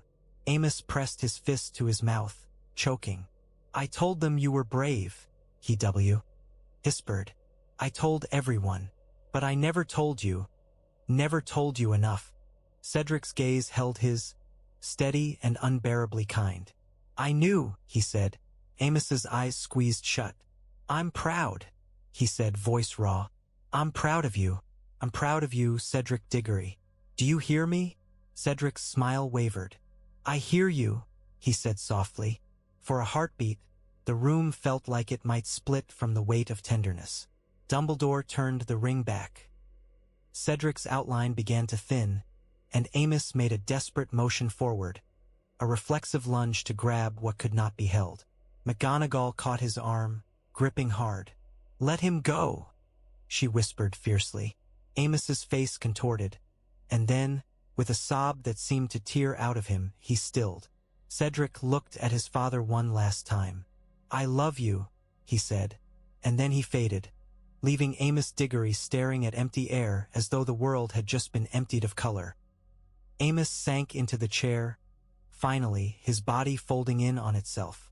His sobs were quiet now, exhausted. McGonagall stood behind him like a sentry, her face wet. Dumbledore set the ring back into its box with hands that trembled beneath the glove. He had given Amos Diggory what he asked for, and he had watched, with sick certainty, the way it carved the man open all over again. The full chamber of the WIZENGAMOT did not feel like justice so much as theater that had forgotten it was acting. The benches rose in tiers like a pit carved out of stone, filled with robes in deep colors, silver chains, stern faces, and eyes that pretended to weigh truth while secretly weighing consequence. The air was thick with the smell of parchment and old power. Torches burned in iron brackets, their flames steady, as if they had learned long ago not to react to human panic. Dumbledore stood at the center, alone in the open space that was both platform and arena. He could feel the gaze of the room on his back, on his hands, on the pocket where the ring's presence pressed coldly against his palm. Amelia Bones stood at the front, her face set. She looked as though she might carve the truth out of the air with her own hands if necessary. Beside her, Rufus Scrimgeour watched like a man who had seen too many crimes to be impressed by outrage. His hair was tawny and thinning, his face lined with scars and a tired brutality. Dumbledore recognized him as a man who believed the world could be held together only by force. Cornelius Fudge sat rigidly, his eyes darting, his mouth trembling between indignation and terror. Lucius Malfoy sat among the benches, cane laid across his knees, serene as a saint in a stained-glass window. Dumbledore lifted his gloved right hand. The room quieted in a way that carried no warmth. Even the cough stopped. Members of the WIZENGAMOT, Dumbledore said, voice carrying easily. I have been accused of spectacle. A ripple moved through the benches, murmurs, shifting robes. Dumbledore's gaze swept them. Perhaps it is, he said. But there are times when the truth must be shown rather than spoken, because too many of you have made a habit of hearing only what is convenient. Fudge jerked as though slapped. Now, see here. Bones's gaze cut him off, and he fell silent, swallowing his protest like a man swallowing poison. Dumbledore reached into his pocket and withdrew the ring, wrapped in cloth. He did not let it touch his skin. He held it up between finger and thumb, allowing the black stone to catch the torchlight and swallow it. A stir went through the chamber. Fear has a particular sound when it sits in the throat. This ring, Dumbledore said, was a Horcrux. The word struck like a stone dropped into a well. Some faces went pale, others hardened into denial. And within it, Dumbledore continued, is something older, a relic that has been spoken of as a fairy tale. The Resurrection Stone. Someone laughed, a thin, skeptical sound that died quickly when it found no echo. Rufus Scrimgeour's gaze sharpened. You expect us to accept that without proof? He asked, voice rough. Dumbledore met his eyes. No, he said. I expect you to accept it with proof. He turned the ring. Cold flooded the chamber. The torches guttered, their flames shrinking as if startled. Breath fogged. Murmurs cut off abruptly, as though the room had collectively realized it was standing too close to a grave. Two shapes formed in the open space beside Dumbledore, the shadows knitting themselves into human outlines with unsettling discipline. Cedric Diggory appeared first, robes hanging with that remembered softness, his face calm but sad. He looked up at the benches of judges and did not blink, because shades did not need to blink. The second figure formed more slowly, as if reluctant. A man with weathered features and a stubborn set to his jaw, wearing muggle clothes that looked absurd among the robes and chains. His eyes were sharp, suspicious, and then widened with sudden, furious understanding. Frank Bryce stood beside Cedric Diggory, and the chamber's carefully managed composure cracked. "What is this?" someone whispered. Frank's gaze swept the chamber with the blunt contempt of a man who had spent his life being ignored. "Witches and wizards," he said, voice dry. "Still playing at being important, are you?" A shocked murmur rose. Some judges bristled at the tone. Others leaned forward, hungry despite themselves. Amelia Bones did not flinch. "Frank Bryce," she said, and the fact that she knew his name landed like a quiet proof of her competence. "You were found dead in Little Hangleton." Frank's mouth twisted. "Found," he said, "after they killed me." Fudge made a strangled sound. This is unregulated." "Shut up," Frank Bryce snapped, and the sudden violence of a dead muggle speaking to the Minister of Magic silenced the chamber with sheer audacity. Frank's eyes narrowed. "You lot never listened when I was alive." Cedric's gaze turned toward Bones. "They said I died in an accident," he said quietly, and the chamber stiffened at the familiar story being torn open. Bones's voice was hard. "Tell them," she said. Cedric's eyes swept the benches, and there was no fear in him. "I was murdered," he said, "in a graveyard, by Peter Pettigrew, on Voldemort's orders." The name Voldemort moved through the chamber like a hiss. Some recoiled, others hardened. Fudge leapt to his feet, face mottled. "This is inadmissible," he shrieked, his voice cracking with panic. This is not legal." Rufus Scrimgeour turned his head slowly toward Fudge, expression like stone. "Sit down," he said quietly. Fudge faltered, then dropped back into his seat, trembling. Frank Bryce stepped forward as far as the invisible boundary allowed, his eyes fixed on the benches as if he were addressing a jury in some old village hall. "I heard him," Frank said, "in that big old house on the hill, the Riddle House. He was there. He spoke like he owned the world. He talked about killing a boy. He talked about coming back." Malfoy's eyes narrowed slightly. His cane tapped once, soft. Frank's gaze snapped toward the sound, as if instinctively recognizing predatory calm. "He had a snake," Frank said, voice tightening. "He had a servant with a missing hand. And he had eyes." Frank swallowed, and for a moment the hard man looked frightened. "He had eyes like death." Rufus Scrimgeour's jaw clenched. "Did you see his face?" he asked. Frank's gaze went distant, and then sharpened. "I saw enough," he said. "I saw him kill me." The chamber shuddered with murmur and denial. Someone shouted that this was trickery. Someone else demanded to know the spell. Another voice, older, quieter, asked what it meant if it was true. Amelia Bones lifted her wand, and the chamber stilled under the weight of her authority. "If these testimonies are true," she said, voice ringing, "then the ministry has not merely failed. It has endangered every witch and wizard in Britain by refusing to act." Fudge's face contorted. "I didn't refuse. You refused." Bones cut him off. "For a year you refused. And now the dead are correcting you." Dumbledore felt the stone's pull intensify, urging him to keep the shades present, to let them batter the living until denial collapsed entirely. He could feel his curse throbbing beneath the glove as if the darkness in his veins recognized opportunity. He did not give in. He turned the ring back. Cedric and Frank began to fade, their outlines thinning. Cedric's gaze flicked briefly across the benches, lingering on faces that had once mattered to him as a student. Teachers, officials, nameless power. Frank's expression hardened into a final glare, as if daring them to forget again. Then they were gone. The cold lifted. The torches flared, almost angrily. The chamber was left full of living breath and the knowledge that it had been outmatched by dead honesty. For several heartbeats, nobody spoke. Then Rufus Scrimgeour rose slowly, his gaze sweeping the benches with a predatory calm. "Whether it is admissible or not," he said, voice rough, "we have all seen it, and now we act."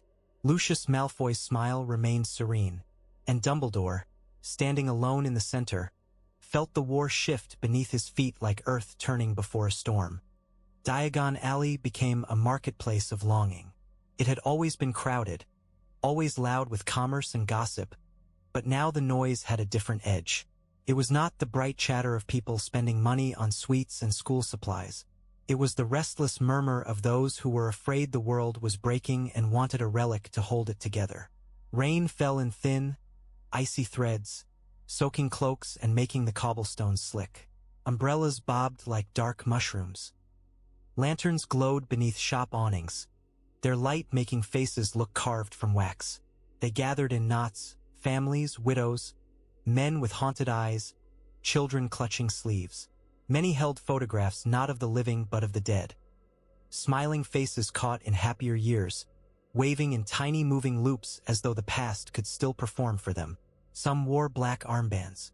Others wore none, but their grief was written in the way their shoulders sagged. A group near the fountain had pinned a parchment banner to the stone. "Let them speak." The ink bled in the rain, the slogan blurring into something like a plea. Aurors stood in a line near Gringotts, their dark uniforms making them look like the guards of a besieged keep. They held back the crowd, trying to look calm while their eyes flicked constantly to shadows, to rooftops, to the narrow mouth of Nocturne Alley where darkness always waited with a patient grin. Pamphleteers moved through the throng, their voices oily with certainty. "Private stone seances," one cried, waving leaflets that glistened with wet. "Commune with your lost ones. Safe and legal, ministry approved." "Liar!" someone shouted, and a fist swung, knocking pamphlets into the puddles. The pamphleteer retreated, still smiling, because the desperate were easily harvested and the violent were easily blamed. Outside Flourish and Blots, two witches argued in shrill, breaking voices. "He called Cedric for them?" one shouted, face wet with rain and tears. "For the ministry. But when my husband died in the last war, nobody called him to tell the truth. Nobody cared. They'll take it from him," another hissed. "The ministry will take it and lock it away, and only their favorites will get to use it." "That's not fair," the first witch sobbed. "It's not fair." Fairness had become a childish word in a world where people died in alleys and their killers went unnamed. Amos Diggory stood near the entrance to the leaky cauldron, his cloak pulled tight, his face gray. People recognized him now. Some approached with sympathy. Others approached with anger, as if his personal tragedy gave him influence over the stone by default. "Did you see him?" a woman demanded, eyes wild. "Did you?" Amos flinched. He wanted to say yes. He wanted to say no. He wanted to say nothing because any answer would be turned into a weapon. "He looked at me," Amos said hoarsely, and his voice caught. "He said," he stopped, shaking his head. "He said what he had to say." The woman grabbed high, a sleeve. "Tell them," she whispered fiercely. "Tell them it's real. Tell them we deserve it too." Amos stared at her hand on his cloak, at the desperate grip, and the memory of Cedric's fading voice rose like a knife. "I love you." The last words a son should not have to spend on an echo. "You don't want it?" Amos said, and his voice held a bitterness that was not aimed at her but at the whole cruel world. "Not like you think you do." The woman's face twisted. You don't get to decide that, she spat, and shoved him hard enough that he stumbled. An oar moved forward, wand half raised. The crowd surged, then pulled back, hungry for either miracle or violence. Above them, the Daily Prophet's vendors shouted new headlines. Ministry shamed by dead testimony, WIZENGAMOT in uproar, Dumbledore defies regulation, and each shouting voice fed the frenzy. If the dead could speak, then why had they been silent so long? If the stone existed, then who had the right to keep it from them? In Nocturne Alley, a different kind of market bloomed quietly. Under awnings and in shadowed doorways, men and women sold false stones carved from black glass, promising communion for a handful of galleons. They sold counterfeit rings with heavy bands and meaningless runes. They sold hope in small, breakable pieces. And some buyers knew it was false and bought it anyway, because even a lie could be held like a warm cup in cold hands. From the ministry, new decrees began to spread like mildew. Restrictions, permits, authorized uses. The words were designed to soothe. They did the opposite. They made it clear that the stone was now a thing that could be hoarded and rationed. Rufus Scrimgeour's men held the line in Diagon Alley. The Order watched from shadows. Death Eaters watched from deeper shadows still, their interest keen and quiet. And everywhere, grief leaned forward, listening for a voice that was not meant to be heard. In the library, the world narrowed into paper and candlelight. Hermione had chosen the farthest table she could find, tucked between shelves that smelled of ancient leather and old dust. The air was warmer here than in the corridors, but it did not feel comforting. It felt like the warmth of a crowded room before a disaster. Stale, tense, full of whispered anticipation. Harry sat opposite her, shoulders hunched, staring at the open book as though it might bite. His eyes were shadowed with exhaustion that no sleep could touch. Ron hovered beside him, pretending to read the title of a nearby spine, glancing up every few seconds as if expecting a teacher or a Death Eater to emerge from between the shelves. Hermione's hands were steady, but her thoughts were not. She had spent 2 nights combing through references, old tales, half-mad essays, obscure footnotes in books that most students never touched. The stone had made a myth real, and when myths became real, they dragged other myths behind them like chains. She tapped the page with a finger. "It's here," she whispered. "It's not just a children's story. It's a coded record. 3 brothers, 3 gifts, the Elder Wand, the Resurrection Stone, the Cloak of Invisibility." Ron's eyebrows climbed. "That's what you think Harry's cloak is?" he whispered, voice skeptical and faintly frightened. Hermione looked at him sharply. "What other cloak stays perfect after years?" she hissed. "What other cloak doesn't fray, doesn't weaken? Harry's had it since he was a baby, and it's still—" She swallowed, eyes darting to Harry, then back to the page. "It still works like new." Harry's fingers curled on the table. He stared at the symbol Hermione had drawn on parchment beside the book. Triangle, circle, line. "That's what Lovegood wears," he murmured, and the mention of Xenophilius Lovegood's necklace made Ron look as though he'd tasted something unpleasant. "Exactly," Hermione whispered. "He calls it the sign of the Deathly Hallows. Everyone thinks he's mad. But if the stone is real, then he might be right." Ron scratched the back of his neck, uneasy. "So you're saying what? Dumbledore's got one, Harry's got one, and the other one is—" Hermione's voice went lower still. "The Elder Wand," she said.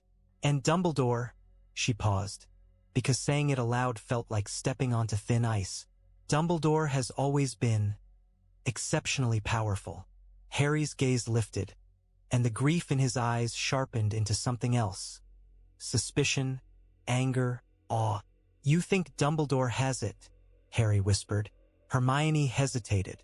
She hated the way Harry's mind went immediately to betrayal when he was frightened. She also hated the way logic insisted suspicion was sometimes warranted. "I think," she said carefully, "that if anyone in Britain had the Elder Wand, it would be him." Ron blew out a breath, cheeks puffing. "Brilliant," he muttered. So our headmaster's collecting mythical death weapons like chocolate frog cards. I only shot him a look. Ron's face tightened.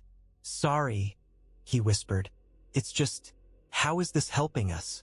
It's a story. It's not just a story, Hermione insisted. It explains why the stone is wrong. She flicked her gaze to Harry, softening. It's designed to lure you. The brother who wanted it couldn't live with what it did to him. He didn't get his loved one back. He got an echo that made living unbearable. Harry's throat worked. He looked down at his hands, at the faint scar on his knuckle from some old-school scrape, as if trying to anchor himself in the body that still existed. It was Sirius, he said quietly.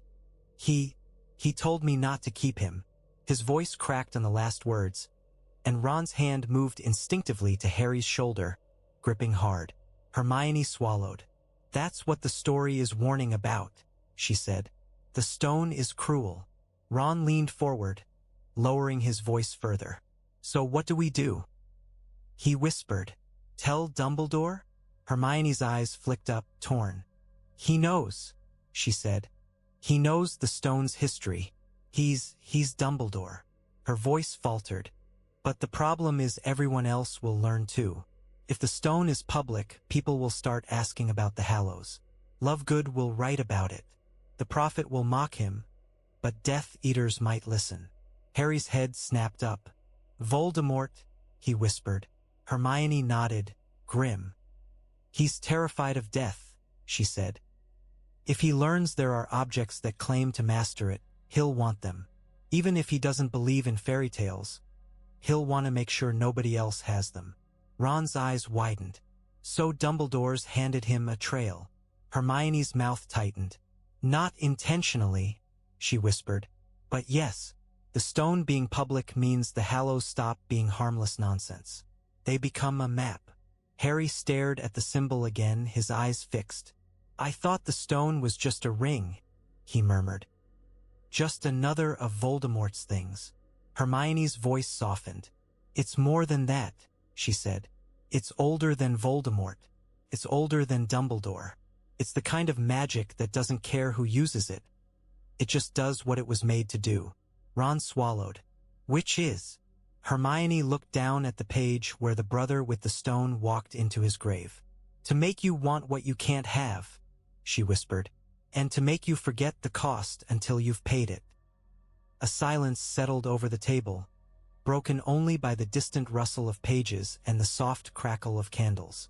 Harry's eyes lifted, and for a moment Hermione saw the boy beneath the anger and grief. Young, tired, determined. We need to tell Dumbledore, Harry said quietly. Hermione nodded, even as dread tightened her stomach. We do, she agreed, and somewhere, beyond the library's warm lamps, the castle held its breath, as if it too could feel the shape of old stories becoming new weapons. In Malfoy Manor, the fire burned as if it feared to go out. The great hall was warm, but the warmth did not reach the skin. It sat in the air like a false promise. Shadows pooled in corners and clung to the tall windows, where night pressed against glass in a steady, watchful dark. They waited in a silence that tasted of metal. Lucius Malfoy stood near the hearth, posture perfect, face carefully blank. The same hands that had once adjusted his cufflinks at ministry parties now rested lightly on his cane, fingers tense. Narcissa lingered behind him, pale and still, her eyes fixed on the floor as though looking up might draw attention she could not survive. Bellatrix Lestrange knelt in the center of the hall, her expression rapturous, as if the stone beneath her knees were an altar. Severus Snape stood slightly apart, the shadow of him almost blending into the room's deeper shadows, his face unreadable, his eyes lowered in a performance of deference that hid calculation like a blade hidden in a sleeve. The Dark Lord arrived without ceremony. One moment the air was only cold.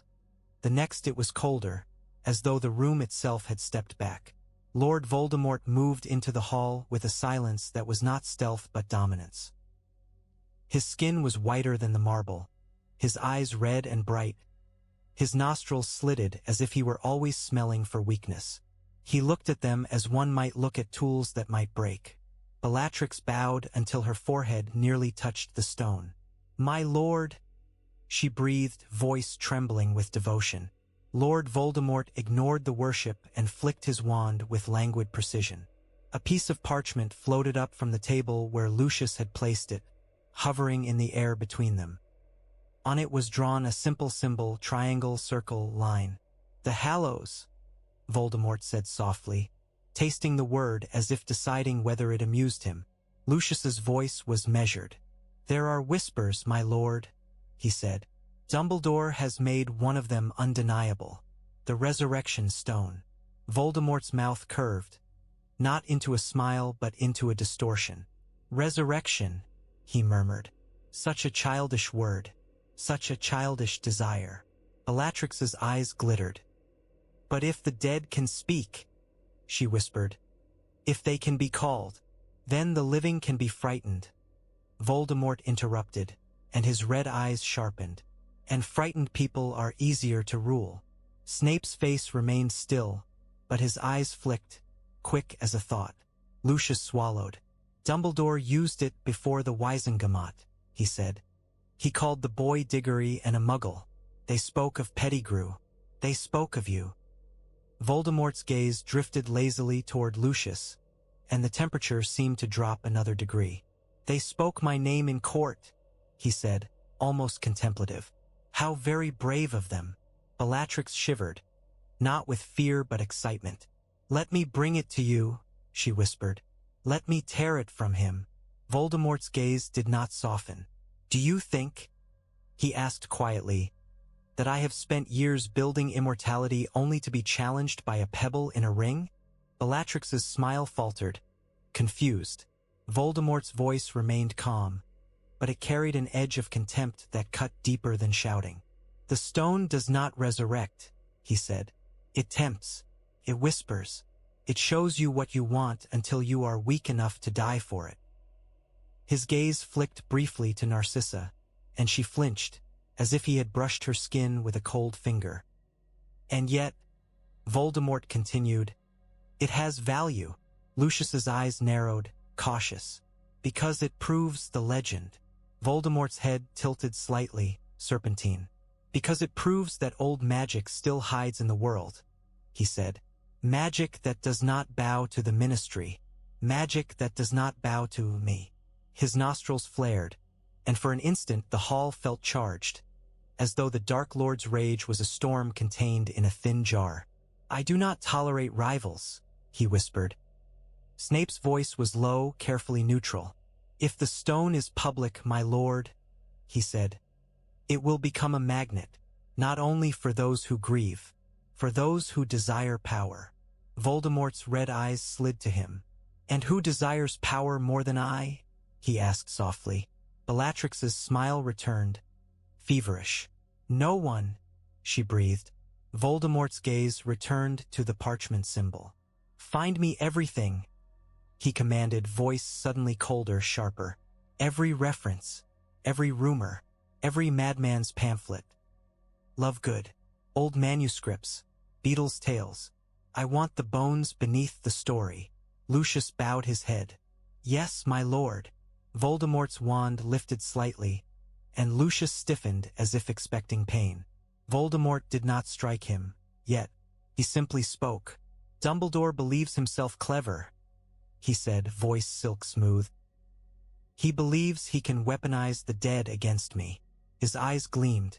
"I will show him," Voldemort whispered, "that the dead belong to me already." Bellatrix's breath hitched with delight. Voldemort's gaze swept the hall. "Amelia Bones," he said softly. Lucius's face tightened. "She is pushing the Ministry to act." "Then she will stop," Voldemort replied, as casually as a man choosing wine. "Tonight." Narcissa's hand flew to her throat, a small, involuntary gesture. Voldemort's eyes flicked to Draco Malfoy's absence, and the faintest smile touched his lipless mouth. "And the boy," he murmured, "my little instrument." Lucius's spine went rigid. Voldemort stepped closer to the hearth, letting the firelight paint his pale face in shifting gold and red. "Tell Draco Malfoy," he said, voice soft enough to be intimate. That his task has grown. Dumbledore's death is one thing, but Dumbledore's relic, he paused, and the air tightened, belongs to me. Lucius swallowed, his composure cracking at the edges. Yes, my lord, he whispered.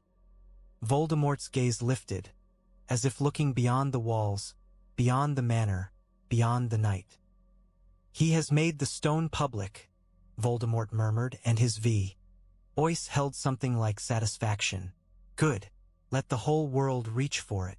He turned, his robes whispering over stone like a serpent's slide. The more they want, he said softly, the easier they are to break, and in the firelight, Bellatrix Lestrange smiled as if she had just been handed permission to become a nightmare. Rufus Scrimgeour came to Hogwarts like a man entering a fortress he did not fully trust.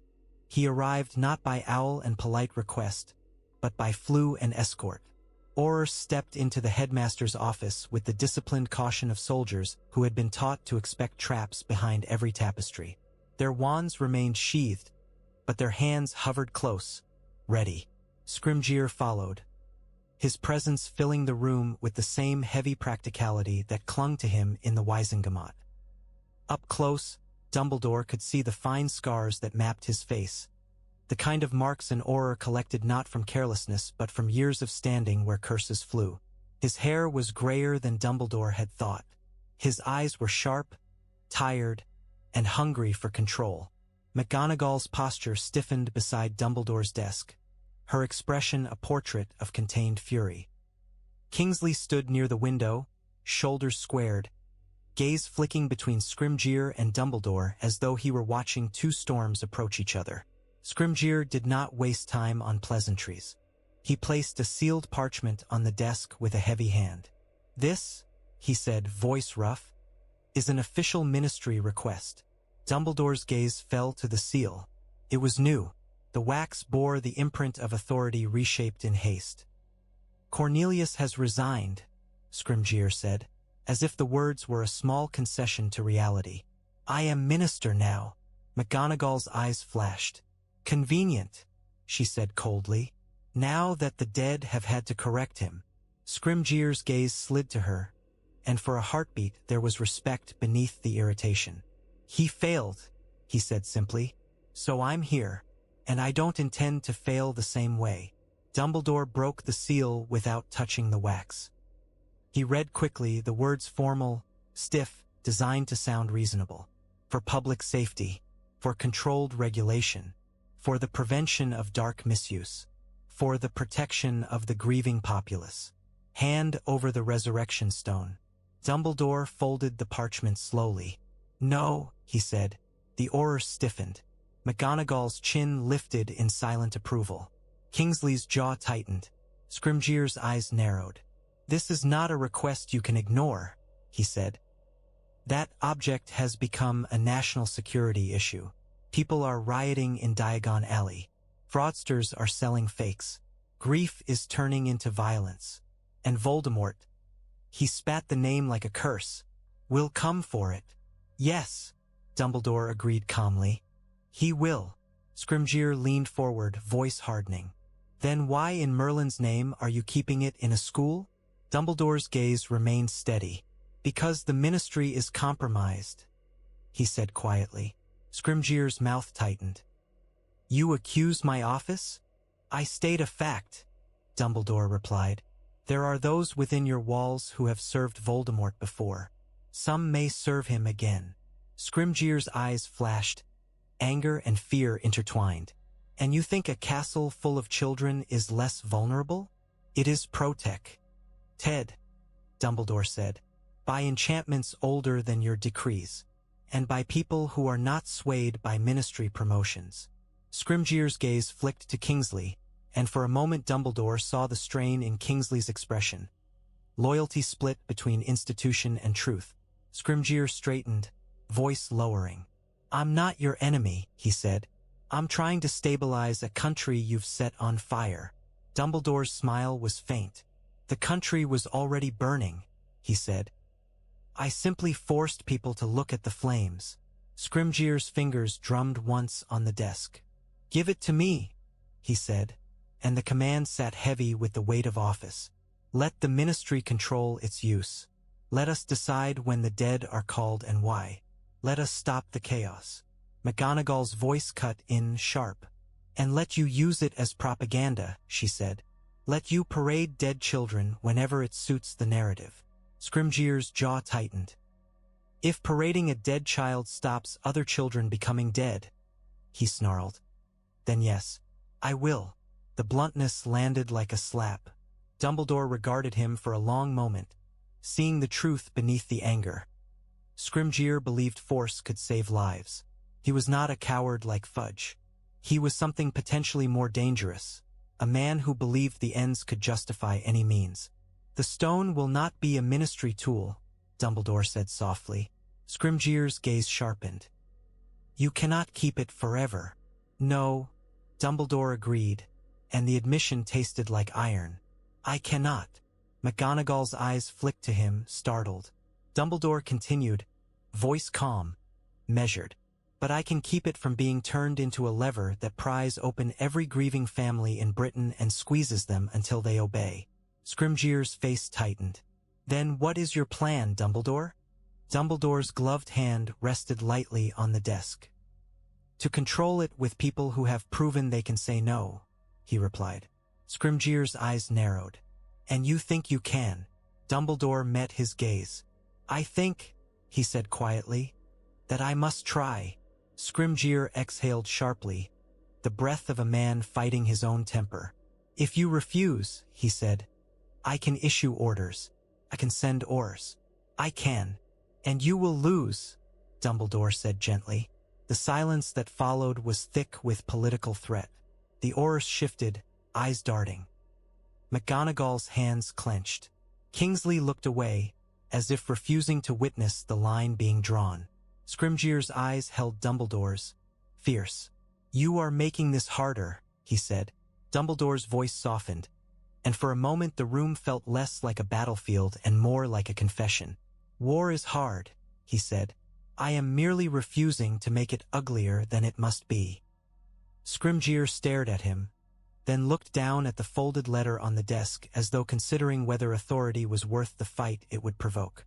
Finally he spoke, voice low and dangerous. "You will regret defying me," he said. Dumbledore's smile did not reach his eyes. "I regret many things," he replied quietly. "This will not be one of them." Scrimgeour turned, his cloak swinging like a judge's robe, and strode toward the fireplace. His Aurors followed, tension clinging to them like fog. When the green flames swallowed them, the office felt abruptly colder, as though a door had opened to let in winter. McGonagall's voice shook with anger. "He'll come again," she said. Dumbledore's gaze drifted to the drawer where the stone's box rested, sealed. "Yes," he murmured, and in the silence, the curse beneath his glove pulsed like a second, darker heartbeat. The first attempt came 2 nights later. It began not with a scream, but with silence, the sudden absence of ordinary sounds near the edge of Hogwarts grounds, as though the world itself had been muffled. The forbidden forest stood black and wet beyond the line of protective enchantments, its trees looming like ancient judges.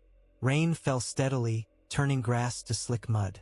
Kingsley felt it first, that prickling at the back of the neck that told an Auror danger was near. He moved without hesitation, wand out, cloak snapping in the wind. Tonks followed, her hair a dull purple in the darkness, her jaw set. 2 Aurors from Scrimgeour's escort line had stayed on as liaisons, though everyone knew they were also there to observe, to report, to test the boundaries of Dumbledore's refusal. They reached the edge of the ward line and found the first body. An Auror lay face down in the mud, his cloak soaked through, his wand a few inches from his hand. His eyes stared at nothing. There was no dramatic wound, only a stillness that made the rain look obscene as it struck his lashes. Tonks's breath hitched. "No," she whispered. Kingsley crouched, fingers hovering near the man's throat, then withdrawing because the truth was already clear. "He's gone," Kingsley said quietly. A sound moved through the trees, soft, deliberate. Figures emerged from the darkness like stains spreading across cloth.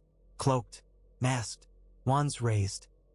Their presence carried the unmistakable cruelty of Death Eaters who had learned to enjoy the hunt. Tonks's wand snapped up. "Protego!" she shouted, and a shimmering barrier flared in the rain as a curse slammed into it like a thrown knife. The night exploded into spell light. Green flashes cut through the air, sickly and bright. Red bolts cracked like whips. The smell of ozone and scorched earth rose sharp and immediate. Aurors shouted, voices hard with fear and training.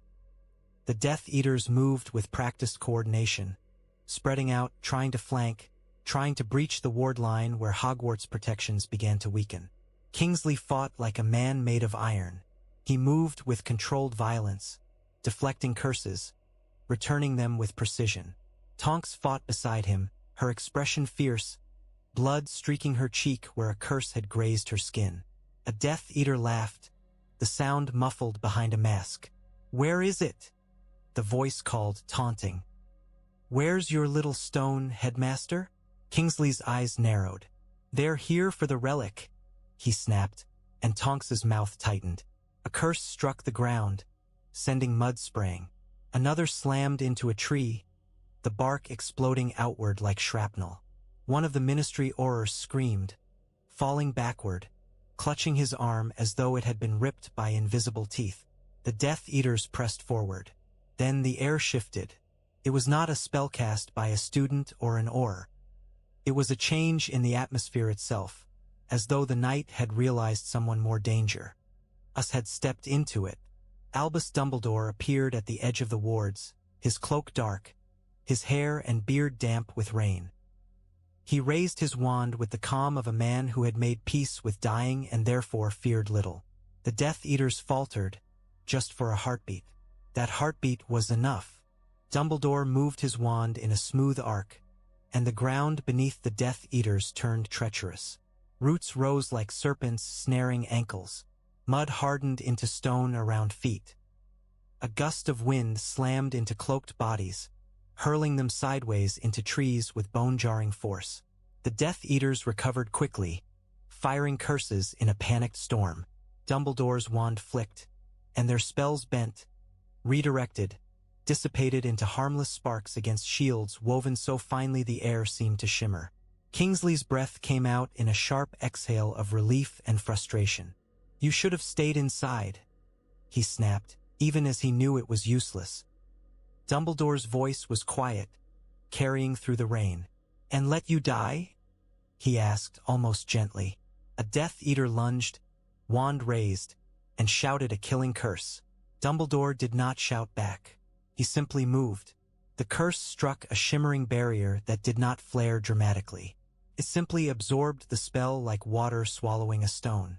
Dumbledore's wand lifted, and the Death Eater's own mask snapped backward as if punched by invisible fists. The man crashed to the ground, unconscious, rain washing over him. Another Death Eater shouted, voice wild, the stone will be ours." Dumbledore's eyes flashed, and for a moment the calm in his expression became something colder. "No," he said softly. A final burst of spells erupted. One of the Death Eaters vanished with a crack, apparating away beyond the trees. Another stumbled, caught by roots, and then snapped out of existence as a portkey flared. A desperate retreat. When the last of them fled, the night fell abruptly quiet again, broken only by rain and the ragged breathing of the living. Tonks lowered her wand, shaking. Kingsley stood still, eyes fixed on the dead Auror in the mud.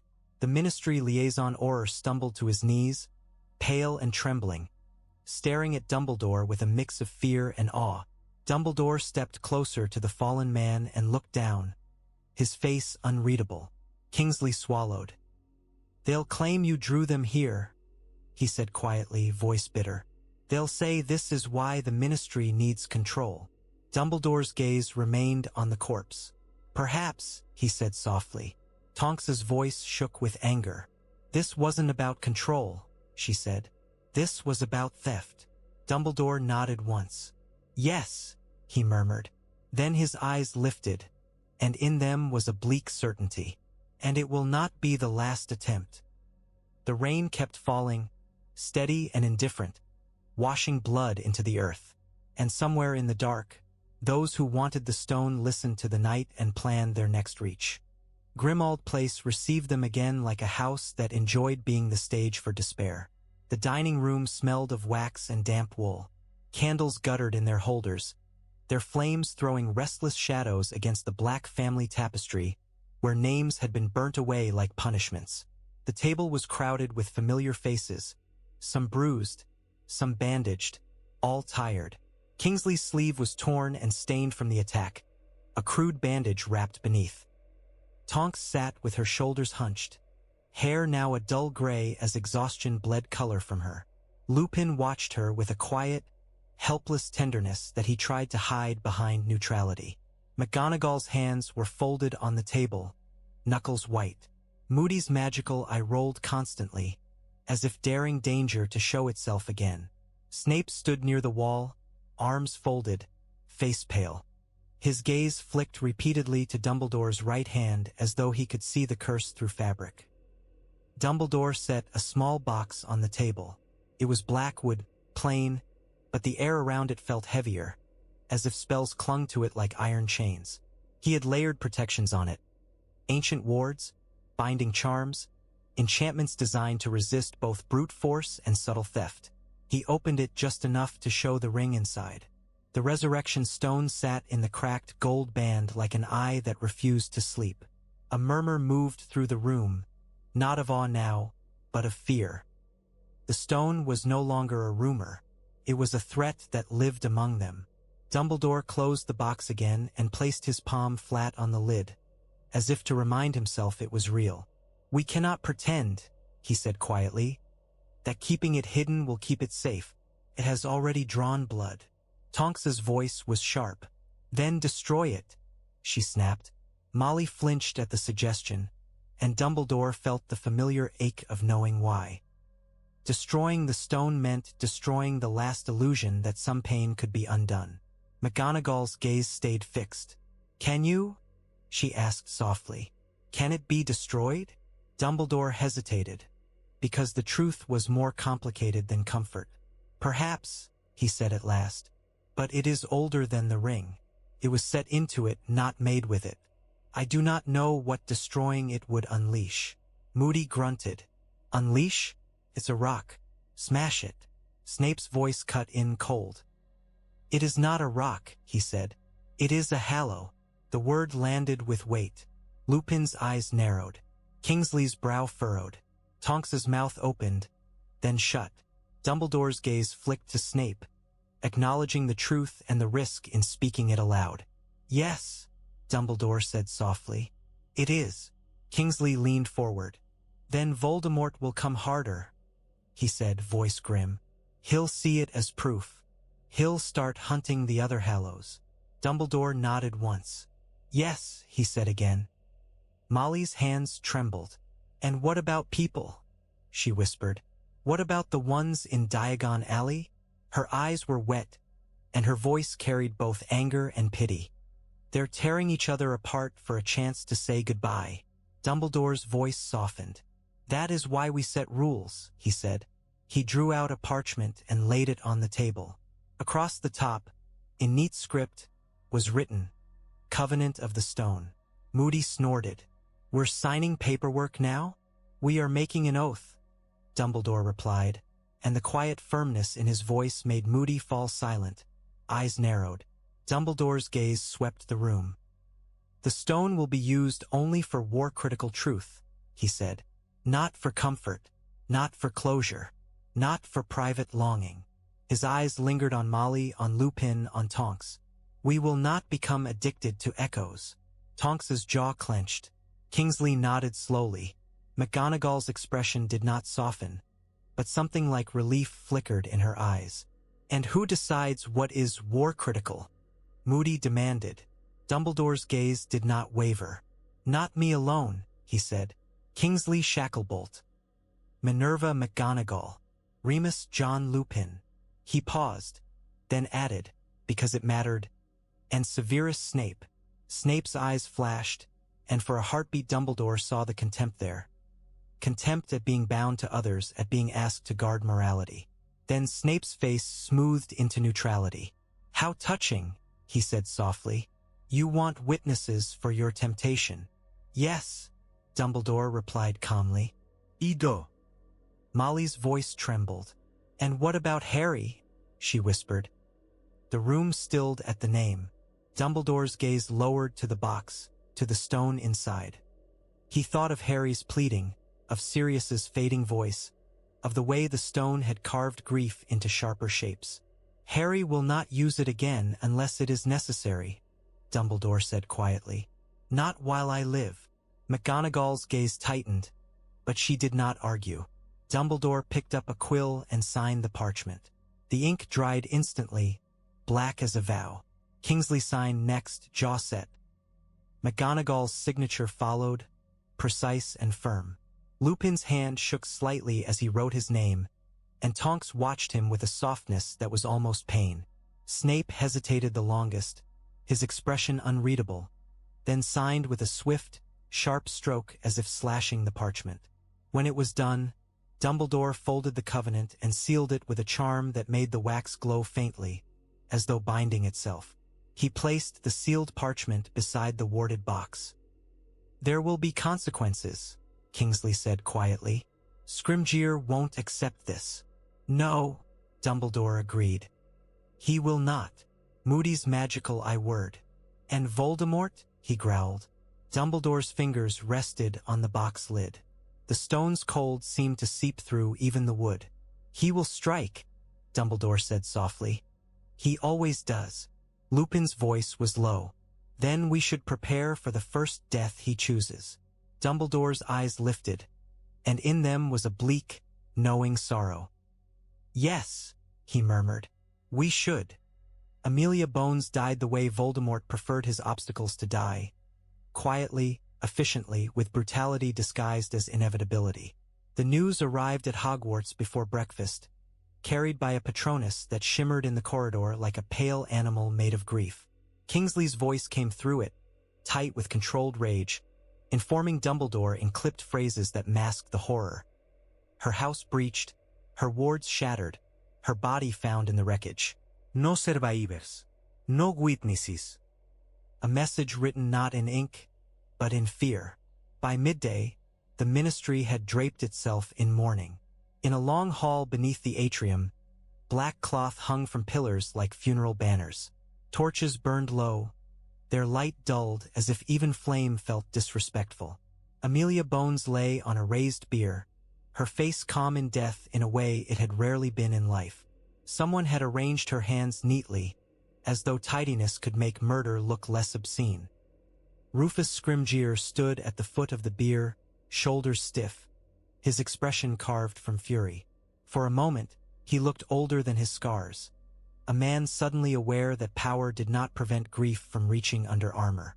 Kingsley stood beside him, fists clenched, jaw tight.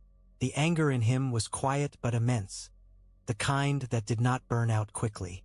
McGonagall stood slightly behind, her posture rigid, her eyes bright. When a tear slid down her cheek, she did not wipe it away.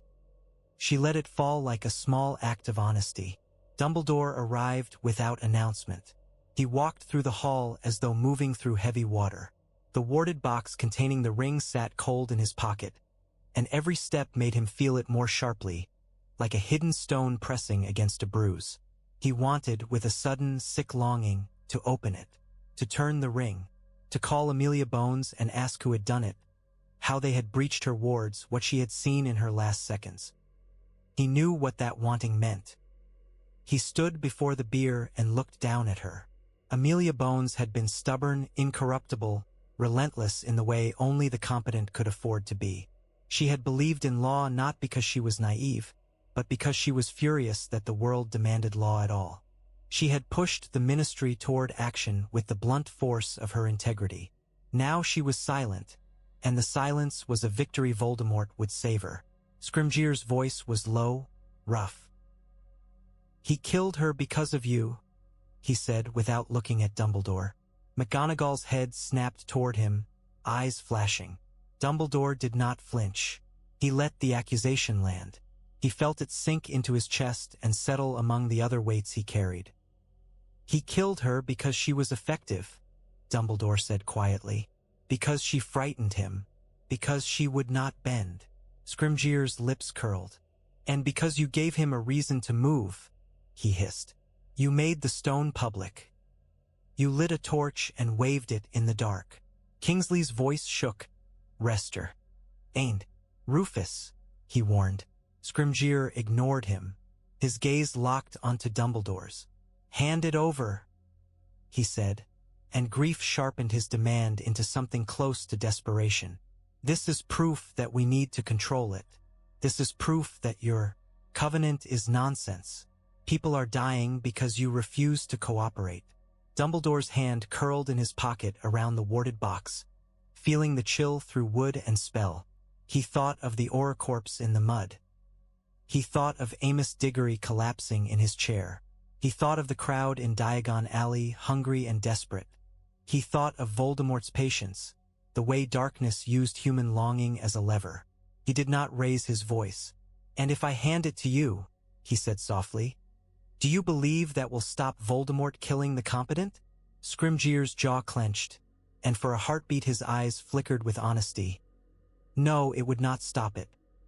It would only change what the Ministry could claim it was doing.